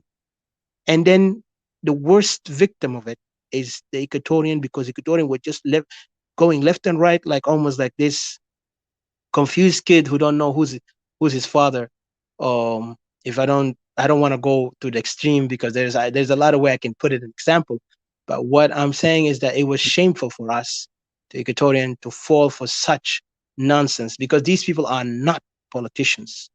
The real politicians supposed to speak bluntly from the start that I'm not going to work with any regime like that. Even now, the simplest thing that we even challenge them is that, with all due respect to their view in their politics, but one thing I want to say here, if they really believe that they are revolutionary opposition, whatever they call themselves, they need to call one thing, that this regime is unfit, this regime is illegitimate, and this peace agreement has nothing to do with the people of South Sudan. And this agreement is between two warlords, tribal warlords, because that's what they are, and they created a false, or they created, I would say, a false kind of political slogan, calling themselves, even they created a manifesto. Because remember, John Garang created a manifesto too. First is a manifesto that he was a tribalistic manifesto against Equatorian. Then the second manifesto he created is talking about he's a communist because of Mengistu and all these stories about them. So there's a lot of these things happen. And the interesting thing about it, now we Equatorian are trying to ignore it. When we come to talk about our right, say, oh, we are all South Sudanese. Then I want to understand, if South Sudan is that important, why can some of our brothers who are saying they are revolutionaries, or they're militia, or they're whatever they are in Equatoria, defend the land of Equatoria so they can go forward? You cannot just jump from the center and say, I'm going to go to the next, to Z, and from A, you want to jump from A. You don't even connect the dot, but you will jump from A and go to Z without even connecting the A to B, C, until you go to Z. You just want to go straight to Z. When the Z is impossible, you cannot jump. Like, nobody can jump a ladder and say, I want to go to the top. You have to go step by step. Take lands, make victories. Then people will understand you have a vision, you have a standard, you stand on something. But when you go up and just jump out the ladder and try to confuse the people that I am fighting for you, but we have to go all for South, that does not make sense. That means you're just jerking our shame. That means you're making fun of us, and you're trying to insult our intellect. Because when we talk about this, some people misunderstand us that we hate someone or we are against this person. We are not against. I'm against anyone who tried to use us and throw us a bone. Because remember, those who are there and those who were there before, they lived happy. They never seen the suffering of the people. They never even seen people being murdered for their houses. There's some people been thrown in the river. The grave of our fathers, our grandfathers, been thrown out so they can build hotel in front of their eyes. Where were they? Where were those revolutionaries? Now they want to call revolution. And how a revolution can be overseas? Yes, I understand there's conditions, but if that revolution is always waiting for a signature with the same oppressor, then I don't call it revolution. I call it that's people who just want their job secured, or they want to find a way to get there, a loophole for them to get back. I don't care if European will try to force me to say you need peace. It's like, first of all, Mr. Whoever you are, in the international community, I have spoken clearly, and we spoke this in a letter, and time will come and say it. And I respect those who respected us, and I really appreciate them because they have some things we worked on, and we said this is one thing you have to understand: this is our ancestral land. We are not going to give it up to anybody. If you could see Israel, you could see Palestine, you could see Vietnam, you could see Korea, South Korea, you could see more countries. When it comes to their land, they will fight to the death, even if they will extinct. We are not, Native American. We're not Australia, where the Aboriginal have been chased away. We have a land called, most of the tribes who live in those lands own it. Today, we have seen some small tribe there who call themselves majority because they spread themselves like bidun mu'akhaza, or with due respect, like cockroaches. You know how cockroach, when they go to one corner, and if they see a lot of food spread around, they will go around and they will create population. But that population does not mean they are majority. They're just going there to expand a territory.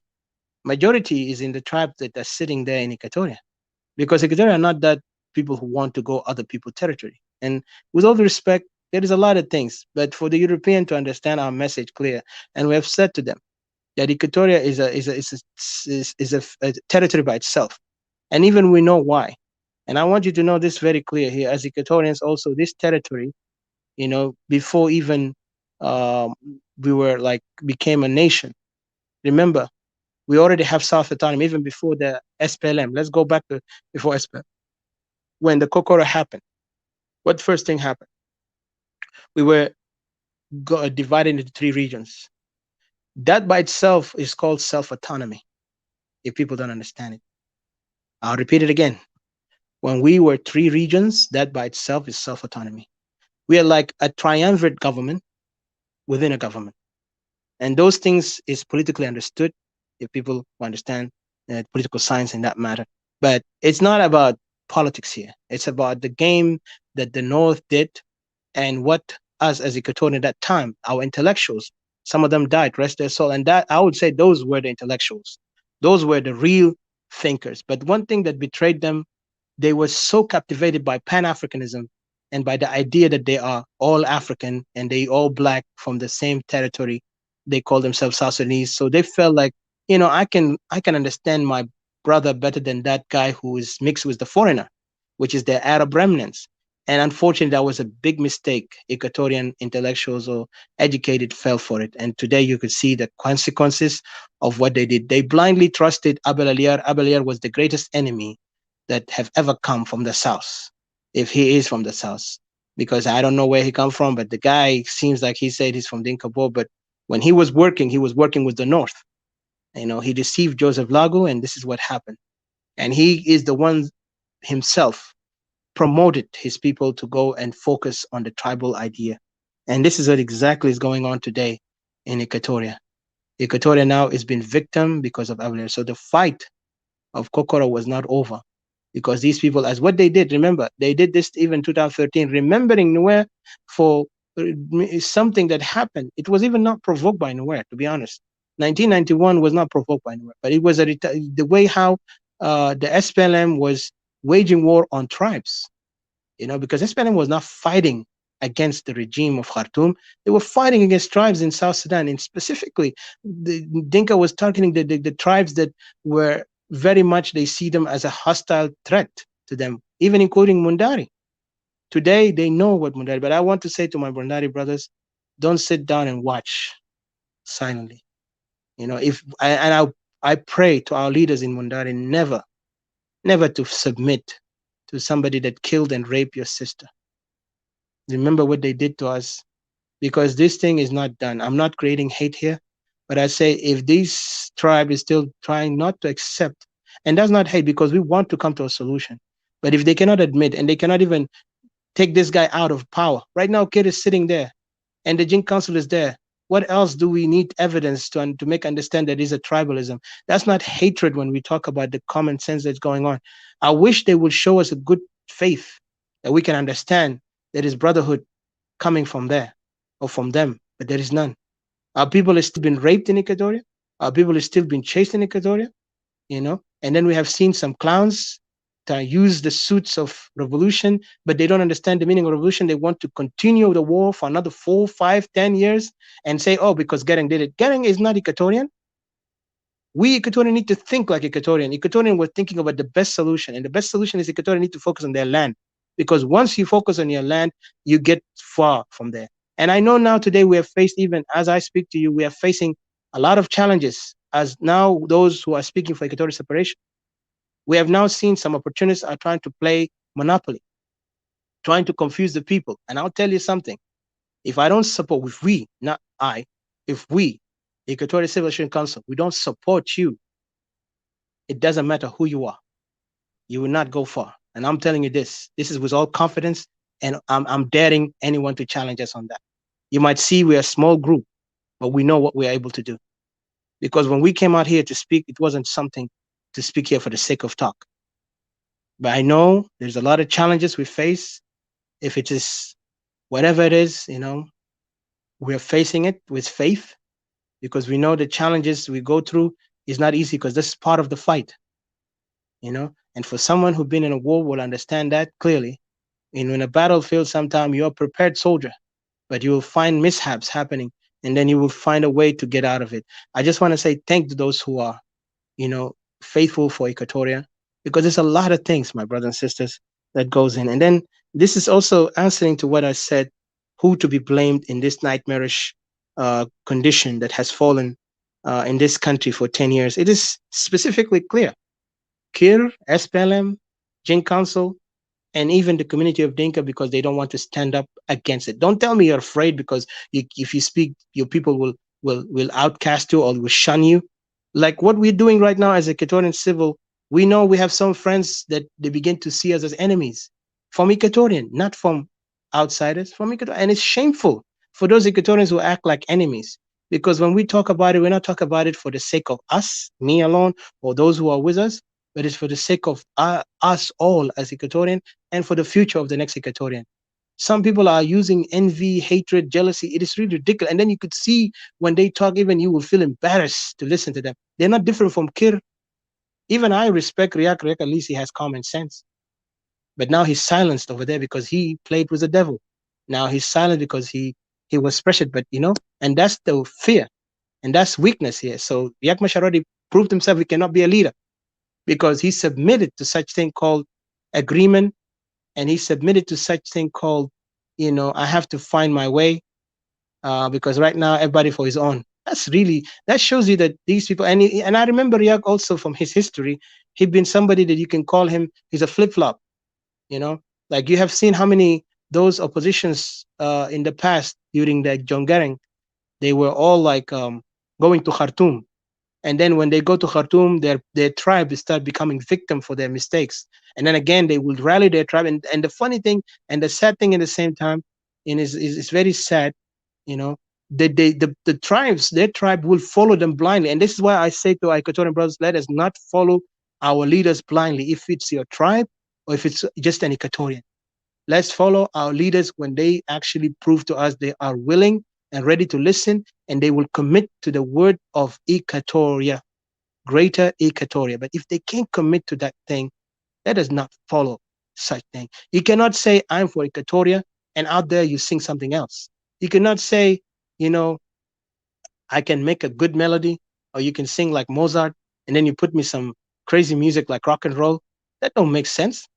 You got to put it straight up. Whatever the note you have, you know, that is written and printed, because the note that we're printed is, and I'm using it in a language of music in a minute, the note that we have is called Equatoria. It's our natural note, is our identity. You cannot come and try to twist it for something called South Sudan. when even those people who used to flip from going to the regime, they only showed themselves they're only for their self-interest. And that can even expose that to me. But I know some of them, they're now holding on so they can gain support of the people. But I cannot support someone who is not listening to our voices. There's nothing fearful here when you're trying to defend your house. Who did Equatoria participate in that 2013? None. It was the Tiger Army. Did the Equatorian during the massacre in Bor participate with the IO, or that time they called the White Army in that massacre, even in Malakal? No, Equatoria was not there. So why are we involving ourselves with such crazy, tribal fight that has nothing to do with us? This country, 10 years that it's been there, it's been hellish, and it still continue to be hell, because there's nothing else going to help us if we continue to follow such nonsense. You cannot follow a blind leaders. We have no leaders in Equatoria. We have no leaders in South Sudan, because the only leaders that we have is the people who speak out right now. People who are civilian, people who have somebody anajana fulan, okay? People who just speak from their heart for their people and wanted to get the message of the people, suffering of the people to the public. Today, the world know. And I thank God for what happened now that the European begin to understand and acknowledge that Equatoria has a problem. And this problem, it's because the SPLM and the tribal regime, if it's IOS or SPLM, the main SPLM, who are now trying to wage war. Remember, those people were in honeymoon before. They were living lavishly. Even they joined hand to kill Murle. Remember that. Are we still trying to forget? Why we always forget things just because some leader tried to tell us, like, let's follow this? If you sit with the people who cannot, like if you sit with robbers, somebody who always is backstabbing, killing, robbing, do you think you're gonna be innocent? You're gonna be you're not gonna be victimized by this guy? And we have been victimized by them several times, because they will turn the knife on you. They will do the same what they're doing out there, they will do to you. And you want to join them as a friend? If they cannot change their behavior, they cannot correct themselves, it is very hard for us to go forward. It's a challenge, I know. It's not easy. But I'm just telling you from the bottom of my heart, we want change. But the change we want is to be honest change.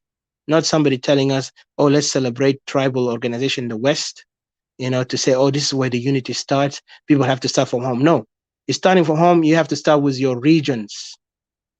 First, acknowledge that you tribes that living together side by side are one people. Then you go forward. We Equatorians understand that. That's what makes us who we are, Equatorians, because we don't see ourselves as a tribe against other tribe or tribe competing another tribe. Sadly, we see a lot of people who try to play this role, devil advocate, and I feel sad when Equatoria began to follow the same direction of creating this tribal. I know this is very much, there's still some people, and I want us to be careful to follow those blind leaders, because some blind leaders will try to insist as if they know, heaven and earth. And they will tell you like, no, this is the best way. Look at Europe. We live in Europe. Do Europeans do that? European, they only celebrate their nationalism based on who they are.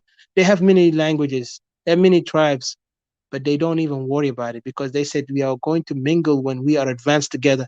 What Equatoria was, this is what it is. Equatoria have that future. And I hope Equatorian will wake up quicker. And let's not follow any blind person, and be careful of the confusion that's going on. Because remember, the greatest battle is not in the field where physical fight, where bullets coming up, grenades. No, the real battle is in your mind. Even God said it.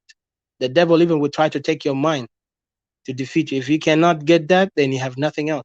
Because if you get defeated mentally by believing these nonsense اللي قاعد يحصل هسه اليوم في South Sudan, and try to believe some people who are there, part of this regime, trying to make themselves angels today, and they can't admit they made a mistake, I cannot trust them. And I have, like we have seen, there is some things that we have witnessed, and reports, we have documentation of things that we cannot reveal right now. But there'll be a time. There'll be a time. I promise you there'll be a time. And those who have done wrong to us, their records are known. Their bank accounts are known. Europeans have known them. Some of them, you know how Europe will try to tolerate you. Saddam Hussein, I'll give you an example. He was once a friend of US, only for the time, short time. But when America saw he's dangerous and is not fit anymore, what happened? Of course, there's different administration in US. That's what called democracy. Some administrations say just ignore him, just sanction him. Some people, other administrations say no, take him out. Even Kir himself in that interview, he was scared. And I want to tell him, yes, be scared, Mr. Kir. Be scared because your time is coming soon. It might not, you might not expect it. Just gonna be, it's not gonna be today. That's for sure, because that crazy, I mean, I don't want to say crazy, but that false prophet, because I would say false. He's not even somebody that I can look at him, because there is some things that does not make sense. But anyway, that's his belief. But let me be clear here. Equatoria must separate, because there is no hope right now with a nation that's going to be under debt that we did not even participate in it. It's only individuals like Waniga, Lomoro. They cannot represent Equatoria. They have butchered Equatoria. They never participated in Equatoria. They never done anything to help Equatoria. So these people cannot say that the depth of that country, of Equatoria region, belong to us, the people. We, the Equatorian people, are all outside in other neighboring countries, are all under the tree or struggling in the capital, in the country, you know, just trying to depend on God. And they don't even give them mercy. They still, and you see the others coming out there bragging about their dollar, taking the grave of our ancestors to go and build hotels so they can fornicate in it, so they can sleep with children, teenagers, girls. Disturbing, right? And that's above the cemeteries that once our ancestors there lived there. And then also another thing, I don't know why they buried Garang in Juba. This is a question that still haunts me. I know we ask this question with all due respect. He don't belong in Equatoria. It doesn't matter if he's a founding father, you know. Even there's presidents in the United States or other countries, when they die, they bury them in their land. You know, example, even in South Africa, what's his name? The president, late president, Nelson Mandela. Nelson Mandela. Thank you. Yeah, Nelson Mandela was buried in his hometown, his native land. See, they respect, because they know that capital is there, you know, built, whatever it was built by the colonialists, but it still is a capital that represents all South Africans. What happened to them? They decided that, he said, when I die, bury me in my native land, because this is where my ancestors' resting place. But look at what happened. They go and bury this guy over there, and now this even, let me be clear here to explain it to our Equatorian brothers, this even now gave more courage, more, you know, to the Dinka that, hey, this land belonged to us. And that's why even they say the land belonged to the government. And even they go up even to the extreme that say we belong there. So if you really belong in Equatoria, why you guys are running nomads from place to place in Bahr al-Ghazal, in Upper Nile, and even in what they call that place now, Abyei. So there's a lot of questions. And this is not an attack to Dinka tribe, but this is something for them to wake up. Right now, who's running the country is one tribe, and the second tribe is Nuer. But even Nuer now are in shambles because their leader have betrayed them. Now they begin to realize this guy is blindly doing, but it's still, somehow they will say this is our son. Like even today, we see some Equatorian follow blind leaders in Equatoria, you know, blindly just don't want to convince themselves, don't want to be honest with themselves that, listen, if you can defend Equatoria, you cannot say I'm an Equatorian leader. You have to. And I'm saying defending means you got to take the territories back. Like the Lebanese when in Hezbollah, when the Christian Jaja, you know, there's a man called Samir Jaja, and the others in other territory, they took back their territory, the Christian territory, against the Shia and the Sunnah. And it was all fight because of the Palestinians. Palestinians are the one who caused this problem. So when they begin to take their territory, then when everybody begin to respect each other, like they say, power respect power. You know, at this moment, we need to acknowledge that there is a problem going on in South Sudan, and this problem is started with SPLM, who, and also behind it was the architect of it was Abel Aliar, who was in his mind to build the tribal rule that is now, we know, we are born to rule. That's what they used to call themselves. So remember, I don't want to go far, but we have so much mess in this country that need to be tackled. And as Equatorians, we need to focus on our independence, because that's the only way we can reclaim our land.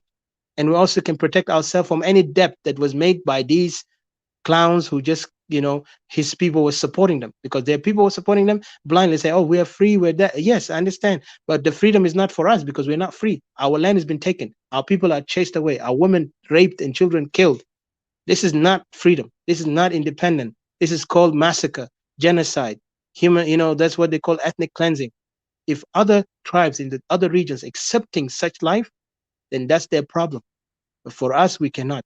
And that's why even I said, I know West Bahar Ghazal, some of them who understand exactly what we're saying, and I'm proud of what they're doing, speaking out for their territories. Because if you can't speak for your land, well, what else are you gonna speak? Don't tell me you're gonna be an opposition leader just because you have a political party, or because you got the money to support yourself, or you got some, connection. It does not help. But once you fight for your land, that's when your power really rises. So I will leave it here. I'll give Hadassah and then CJ, and then they finalize. Thank you.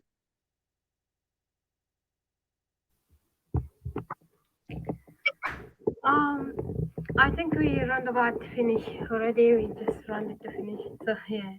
Yeah, finalize it. Finalize your point, and then CJ, and then we'll say thank you. Yeah, I will just leave. I'll leave Equatoria here with saying that there's nothing much really to say other than the same old same. Like if you look down, there's nothing to gain at all from South Sudan. We're just gonna go for another 10 years or another 20, 30 years, just Benesul Hala, the same conditions, no improvements, nothing more to change, just war upon war, fighting upon fighting, and then this, you got Equatorians got, this, great enemies against us, but then we acting so calm about it when we shouldn't. You got these people who are radical against us, speaking against us Equatorians. They don't like to see us really in a better place. They just want to see us scattered, divided amongst the parties, But we should say that, it's time, enough is enough. We have enough, of being pulled left and right.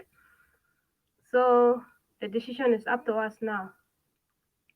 And nowadays it's like we're working great, together. It's like we're trying to come together as Equatorians, all Equatorians who are standing for separation, we're standing together, we're coming together to work together, and so that we can better ourselves and move forward, But what I can say is like we have nothing to do with, those people who are, wants to go, standing for unity, who wants to go back there, because it's like it's not for greater good, We have to look for our own, interest, something that serves us better, something that can move us ahead.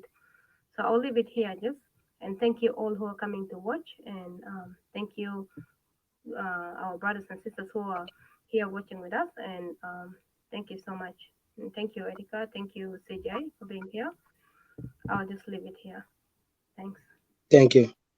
CJ, if you're here, please get back into the connection, because I'm trying to get you to speak your final word so we can end it. We thought it's going to be an hour, but thank you. At least we made it 2 hours. Not a bad thing. But CJ, please connect your device back. I can't connect you. You have the right. Yeah, thank you.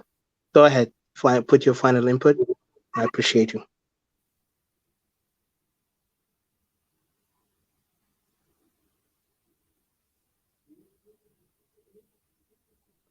Unmute yourself.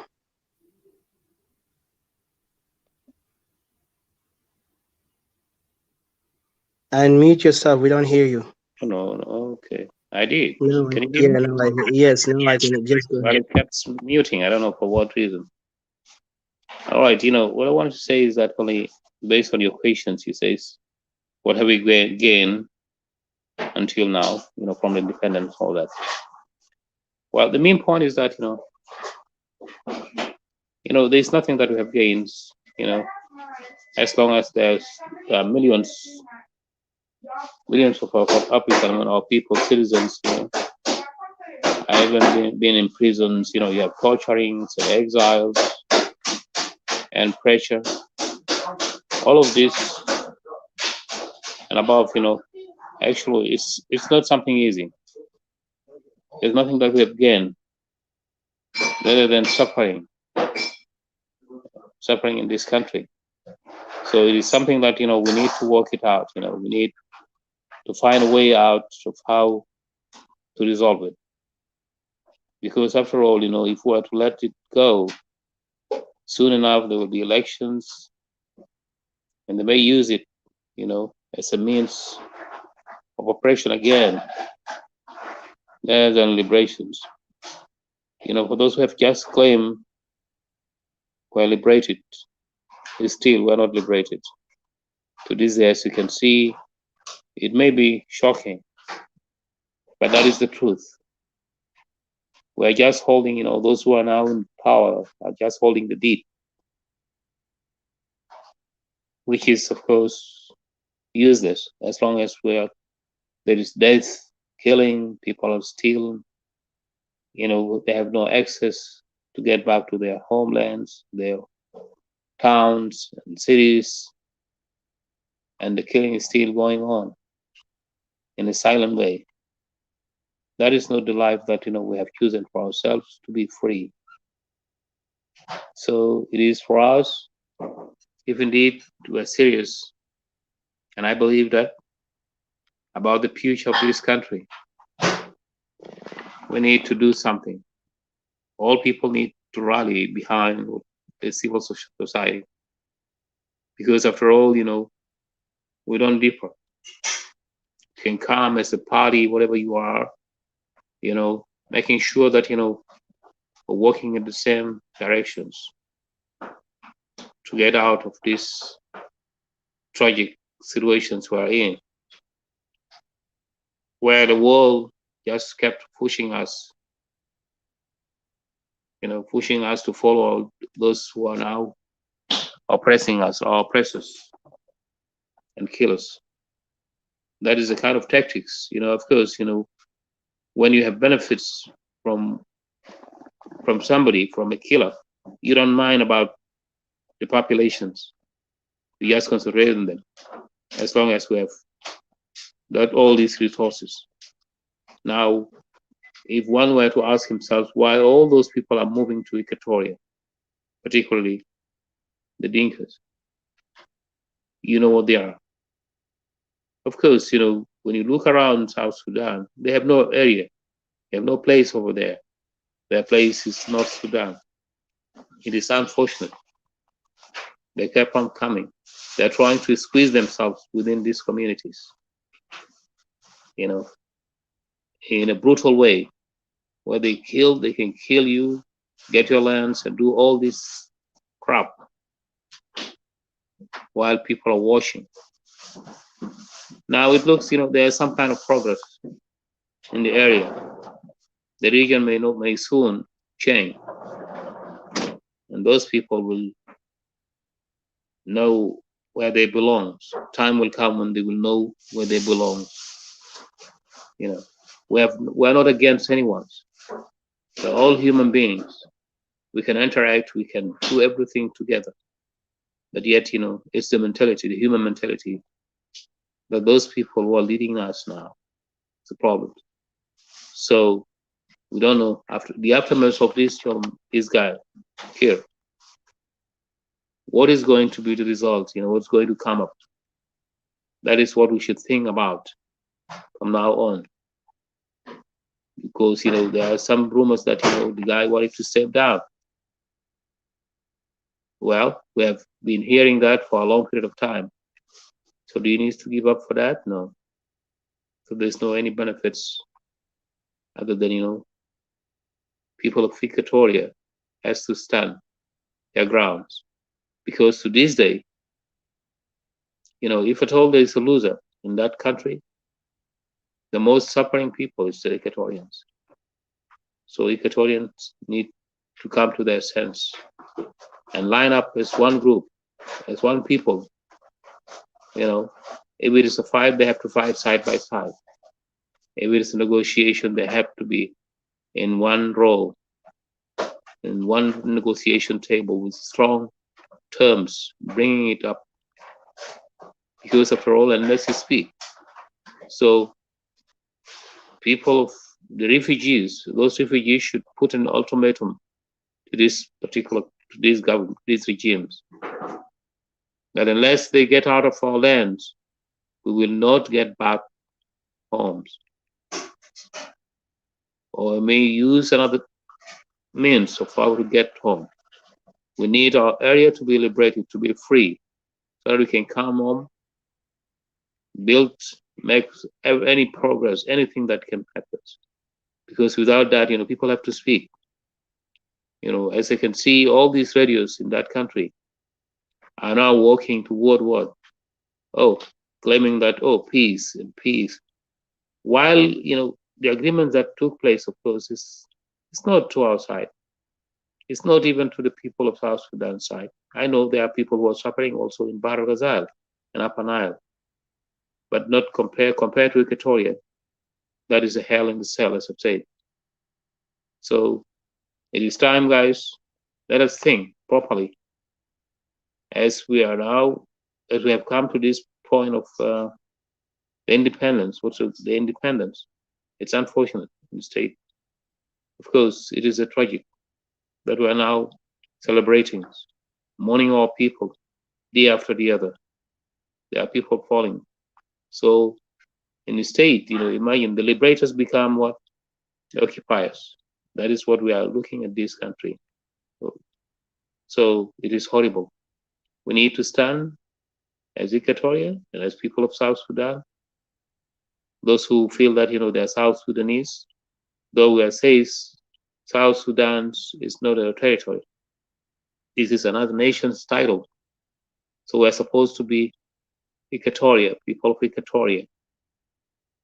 And Great Equatoria means the three provinces, Equatoria or Al-Mudriyat Janubiyya, Al-Qadima. That is what Equatoria is. It's unfortunate. Now they began to push on for South Sudan so that they will find a ground. These things will come to an end when time comes, believe it or not. Thank you, guys. I don't have to prolong. I would say, let's keep on praying for those who have gone to their rest, those who have gone to sleep against their will, against God's will, even in the hands of those bloody people. We pray for them, for their families, and for every one of us, that a day will come. Let's pray for the day that will come and make it home. And we'll start planning the future of that particular country. Because the way it is, it's horrible. We will have no progress. Our children, soon enough, they are now without educations. They are suffering.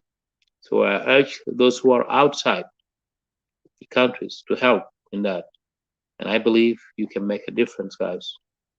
So till then, talk to you later.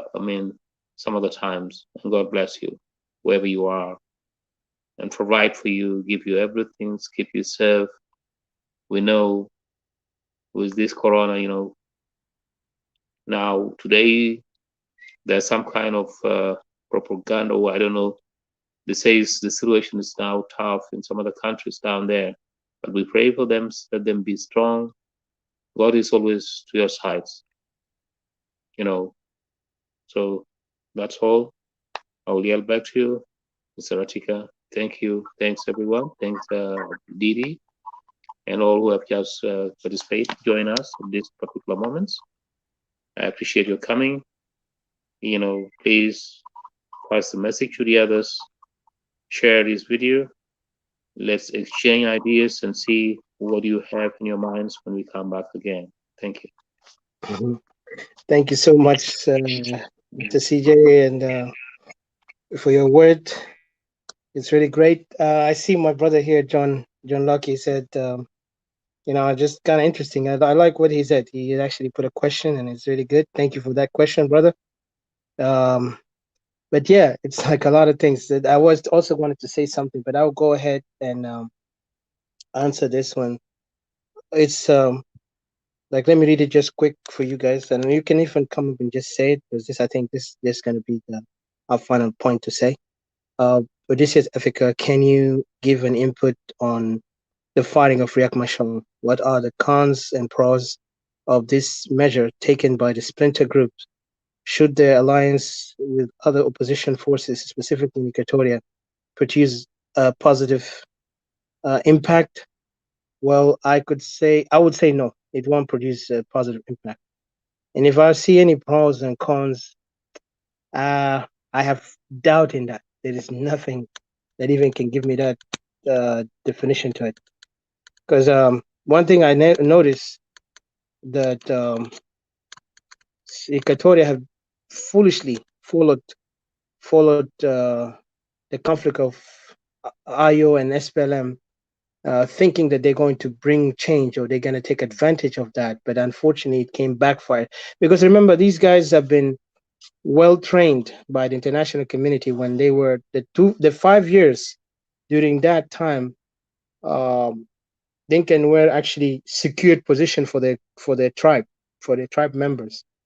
Like, they gave some people from the Nuer and Dinka positions to fill, while Equatoria were given only less amount of positions as just a appointment. Like, now we see the appointees in governors, in some second-hand jobs, you know.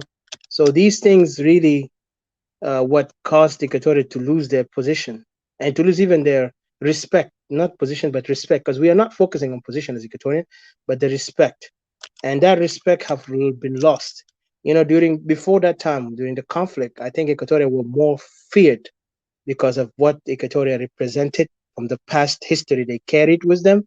But when it came to the peace agreement, that's when really Equatorians lost their position, because most of the time what they did, um, they actually began to submit without even objecting, without even objecting the position that they are in. Because at that time, the SPLM was kind of declared as its Dinka organization, or it was created by a Dinka leader. And then for that, Dinka have to own this political party. Because if you look at it, Kir, when Gering died, it wasn't just, if Dinka was really like, they were really seeing it as a national, as this is a national organization or political, national political organization for the people, they would have given somebody who's equal to the level of Gering. For that time, Gering seemed to be the intellectual, or the most, I could say, playing the Machiavellian at that era. And that Machiavellian tactic of him was weak, but it was effective. I'm talking about Gering, the late man. It was weak but effective. So the only person that was that time challenging to Gering was Riek Machar. But Riek Machar was not a man of principle. He was somebody who always switch alliance, makes deals just for his self-interest. He wasn't somebody you could trust him. Like, put your back, if you turn your back, he will watch your back. He doesn't do that. And that's what made Riek Machar has a bad record. Even the same thing with the others who abandoned Gering. But those who really rejected Gering from the start, like one of them, Clement, like other leaders in Equatoria, I don't know, even there was some people, I can't remember their names right now, but those guys really played a great role of standing until the 2005 agreement, because that 2005 agreement was the comprehensive peace agreement was it was brought by the international community, by the Troika, which is now we know them, the Troika. The Troika played a role where they forced these groups to sit down and reject violence for the sake of solution, and also for the sake, it wasn't based, because the behind the scene or the agenda that the international community or the European at that time, when they were fighting Iraq, during that time, there was also this interest that they wanted to get rid of any radical nations. America was creating a war against terrorism. Then going back to the another message was going also, the oil. The oil was kind of like a profitable thing. So they look at the minerals. So they measured everything. So they decided to go for or something called bring those two guys because they have prolonged the war. Because even this question came to Bill Clinton during 1998 or 96, between that time. They asked him, South Sudanese are suffering. What can you do? And then he said, like bluntly, and that's a recorded documentation. He said, "Oh, we don't have anything in South Sudan," until Bush came in. Yes, there is some other factors played role. One of them, the Christian organizations played role. Then another one also, the migration. I mean, the time when Clinton, by the end of his seat, 1990s, when he began to bring a lot of South Sudanese form. I mean, just one thing I want you to remember. There was also those boys were brought in the mid of the 90s from Kakuma, all these areas, to United States. Some people even, there is some Equatorians who joined in those areas. They came mid 90s and up to that moment. But that time they was trying to build some connection, because what Clinton did, some people misinterpreted. They said, "Oh, America only focus on the minerals." But the problem is he did not put trust on Goering. He said Goering is a communist, and we just fought the communist, or the bloc, the Eastern Bloc, or what's called the Cold War. We just defeated the Cold War, the Russians, and those who still behave like the Russians are dangerous. And one of them, even they compared it to Cuba, say if we give those people power, they will be like Cuba. So they were kind of like, there was a lot of questions in that era. They were afraid not to go there, but they said, okay, let's give the people a chance. So they brought a lot of immigrants from our people to those guys. Between 1997, 98, that's when a lot of Equatorians from other countries, Middle Eastern countries, are brought into those European countries, even went to Australia. But what happened, they stopped at the end, right? Because now we could see they are not doing it a lot like it used to be. But that time, because they saw the interest is not only just for the land itself, but also for the people. And this is what we Africans sometimes will lack, to understand the other side of the other side of the sea, or whatever you call it, other side of the shore. That when Europeans are doing something, and we have to respect them, this is something is natural. It's what they call it politics. You have to have interest when you're coming to talk about your right. If you want to talk about anything else, you have to always mention your right.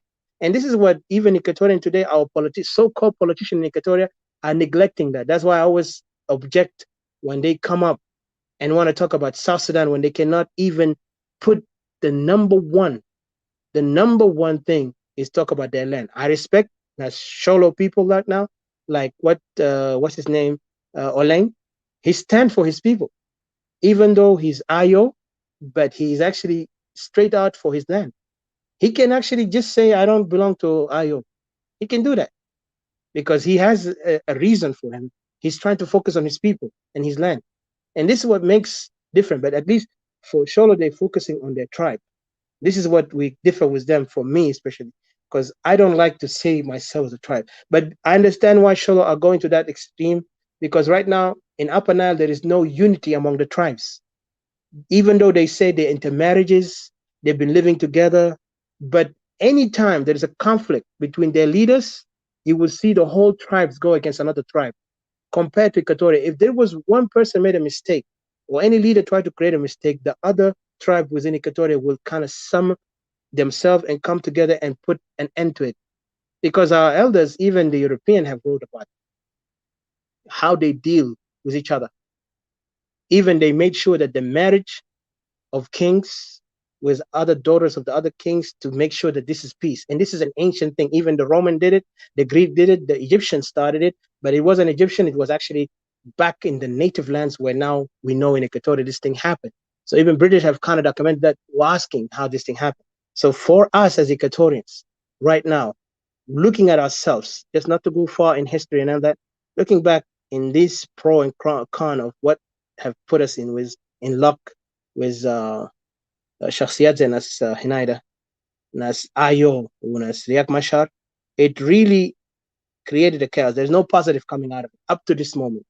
What it just created, it created a bigger conflict, a conflict where even it tried to divide us. Now they are khatar al-hina. This is the danger. The real danger is now the people in Ayo are fighting the people in Nas. You could see the complication here. The people in Ayo are Equatorians, are being pushed to go and kill their brothers in Nas. Even if Nas is speaking about South Sudan, is still the Equatorian. Even if those Equatorian in Ayo, they're still Equatorian. But the problem is, those leaders, that's when I get upset.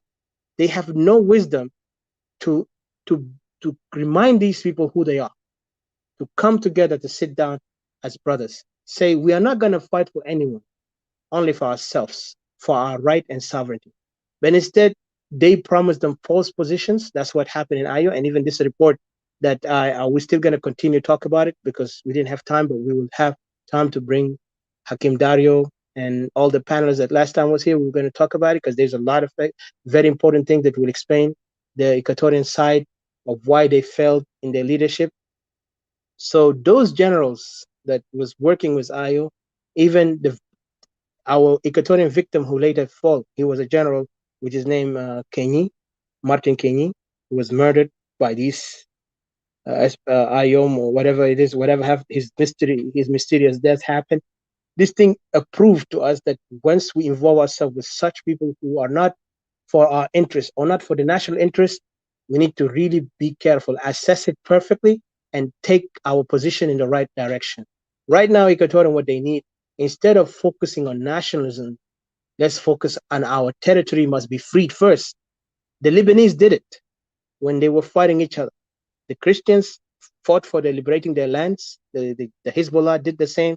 The Amal, which is those the Sunnah, and then you got the Palestinian. They put them. Look, imagine they cornered Palestine because Palestine is an outsider. They cornered them and they put them in camps. They say this is where you stay. You can't go out of there because they knew who's the problem. But like right now, the problem is clear. But what we need Equatorian is to stand like, hey, this capital must be, everyone who is not from there must go back to their territory. And we want the two things to happen. This is what even Equatorial Civilization Council have put it in demand. One of them is that Ayo and SPLM must leave the territory of Equatoria. Those who are non-Equatorians must get out because most of the lands have been taken illegally. We don't acknowledge any person from non-Equatoria own a land over there. It doesn't matter if you bought it, you stole it, even you killed for it, that land belongs to Equatorian. So this land does not belong to non-Equatorian. Then the third thing is that we don't acknowledge even the regime. This is not a government. Those are the three things we have mentioned. And then the fourth thing, we look at it also based on what's going on. We have also kind of like see those who are trying to manipulate the right of Equatoria to have self-determination. We see them now our biggest obstacle. And we could see even Ayo is working in their side and the others who are nationalists who try. And I understand they can be nationalists, but if you are nationalist just to make our people suffer more, that's not something going to go far. We are against it. So we Equatorians, we look at this as the greatest threat to us. We have 4 things need to be put down, and we have to go back. And number 5, we have to go back to 3 regions. That's not even a question to be denied. And if they don't want it, then Equatoria will separate by force. And the only thing right now, people say that, yeah, okay, because I know some people will try, okay, if Equatoria support by force, then support our brother Cirillo. Like I mentioned, with all due respect, I don't like to mention his name here because people sometimes misunderstand us, but Brother Cirillo have clearly defined himself. He's standing for nationalism of the country. What we are calling for, we need Equatoria to stand up for their lands, not for the national, because you cannot jump from A to Z. You have to start from A, B, C, until you go up to the Z, because the Z is the final, but the A is the start. When you cannot start, but you want to jump, it's impossible. We're not frogs. We're not Superman. We are human. The only thing that makes us human is that we use our ability that God gave us, and that ability is to calculate our best ability. We have to use whatever we have, because a fight in a war, you don't have to say, I want this. Focus on what you want, focus what you have, and then go forward. If that nation could be united, if Equatoria could just secure their territory, maybe the Equatorian people under the referendum, they will say we want to be South Sudanese, because it's not in me to give them to say I'm gonna dictate that we have to separate, because it's my opinion, my right, and the people who believe like me. But at the end, it comes back to the message. الناس بتاعنا هناك المواطنين القاعدين هناك هم ممكن يغيروا رأيهم out of the kindness, whatever comes up, because human being has a feeling, has understanding. We cannot force you. And that's why we tell our people, we're educating our people to wake up, to stand for their right. Hasa this time, we are calling for our land, because our land is everything. And our land is what matters to us, the land and the people. ممكن يدفنوا ناس لتحت وفي ناس تانيين celebrating their grave and say إحنا جنوبيين. Now today, this year of 10 years is just a misery, hell on earth. Our people have regretted the day even they voted for a nation. I don't want to go far. I will kind of like put here my final word, because there's a lot of things to say, but thank you for those who are watching us, because there's a lot to be talked about, you know. But Equatoria belong to us. Remember that. Thank you. Al-Ard Awalan. Yes, my brother James. That's the first thing, because if there is no land, there is no any, you cannot talk about political party and all these oppositions, and there is no any objective of the land, because these political leaders in Junub Sudan, they are illegal. Kir is illegal, Riek Machar is illegal, all the other cabinet, hatta governors for Equatoria illegal. So we don't acknowledge them. We see them as the greatest enemy to Equatoria and greatest enemy even to others who are victimized by the SPLM. Even though we know some of them, they accept the suffering, but somehow we cannot talk about this. We talk about our homeland. Thank you guys, and God bless you. We'll leave it here. Hadassah, thank you. I know you, I don't know if you hear me? Yeah, I hear you. Okay. Any final word? One word or two words? No, Or I nothing? think it's enough about. I think you have only 2 hours to go to work. Okay, thank you. Yeah, no problem. Yeah. Thank you. God bless. And I'll talk to you later, guys. Until the next day. Until the next week or whatever. But yeah. So let's mourn this day as for our people who are dying. Not celebrate it. Let's mourn for them. Because that was a mistake. That we gave our land, our right, our future and our country in the hand of illiterate leaders and tyrants who don't even have the legitimacy to rule us. Thank you guys. God bless you. GOE Records. GOE Records. Oh na na na na na. Oh na na na na. Yeah. Banana kala. Na na na na. Anina wahi. Anina sawa. Oh yeah. Anina Equatorian. Nasawa. Anina Equatorian. Beled wahid. Anina Equatorian. Anehna. Anina Equatorian. Oh yeah. Kanita miniambio. Kanita mintori. Weleta min Juba. Yeah. Anina Equatorian. Keresia sama gesi malena. Yeah. We strong, we stand together. Yeah. Kanihna gulu wahi. Equatoria birapa. Yapirwa fijama. Asan belet na birapa. So give us pen, don't give us guns. Oh yeah. Give us Ibanabule. Anina Equatorian. Nasawa. Anina Equatorian. Beled wahid. Anina Equatorian. Anehna. Anina Equatorian. Oh yeah. Kanita zande. Kanita mai. Au kukuye. Anina Equatorian. Kelene na hibo nefusina. Kebilia kedema periganina. Salam wa sakhafa. Behajaderino Hassan belet na biraba. Arif mabisaido. So give us pen, don't give us guns. Oh yeah. Give us Ibanabule. Anina Equatorian. Nasawa. Anina Equatorian. Beled wahid. Anina Equatorian. Anehna. Anina Equatorian. Nehna kulu sawa ya jama. Oh yeah. Je m'appelle Fanan Ngala. I love my people, and I'm the voice. Acholi ya buga ya baka Ekonga balanda bare Kakuwa kele kukuku Lango lungoya Azangu kukusa mundo Nyambara morobe made Mundare Nyambara Otumo pare makotudo Lubara bunga ya lobe Lolo nare Mundo Nare Anakulu nasi sawa Mavi hata bigesi manena Siasa mabigesi manena Anena wahe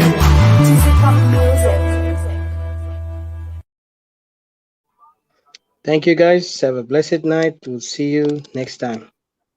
All right. Bye.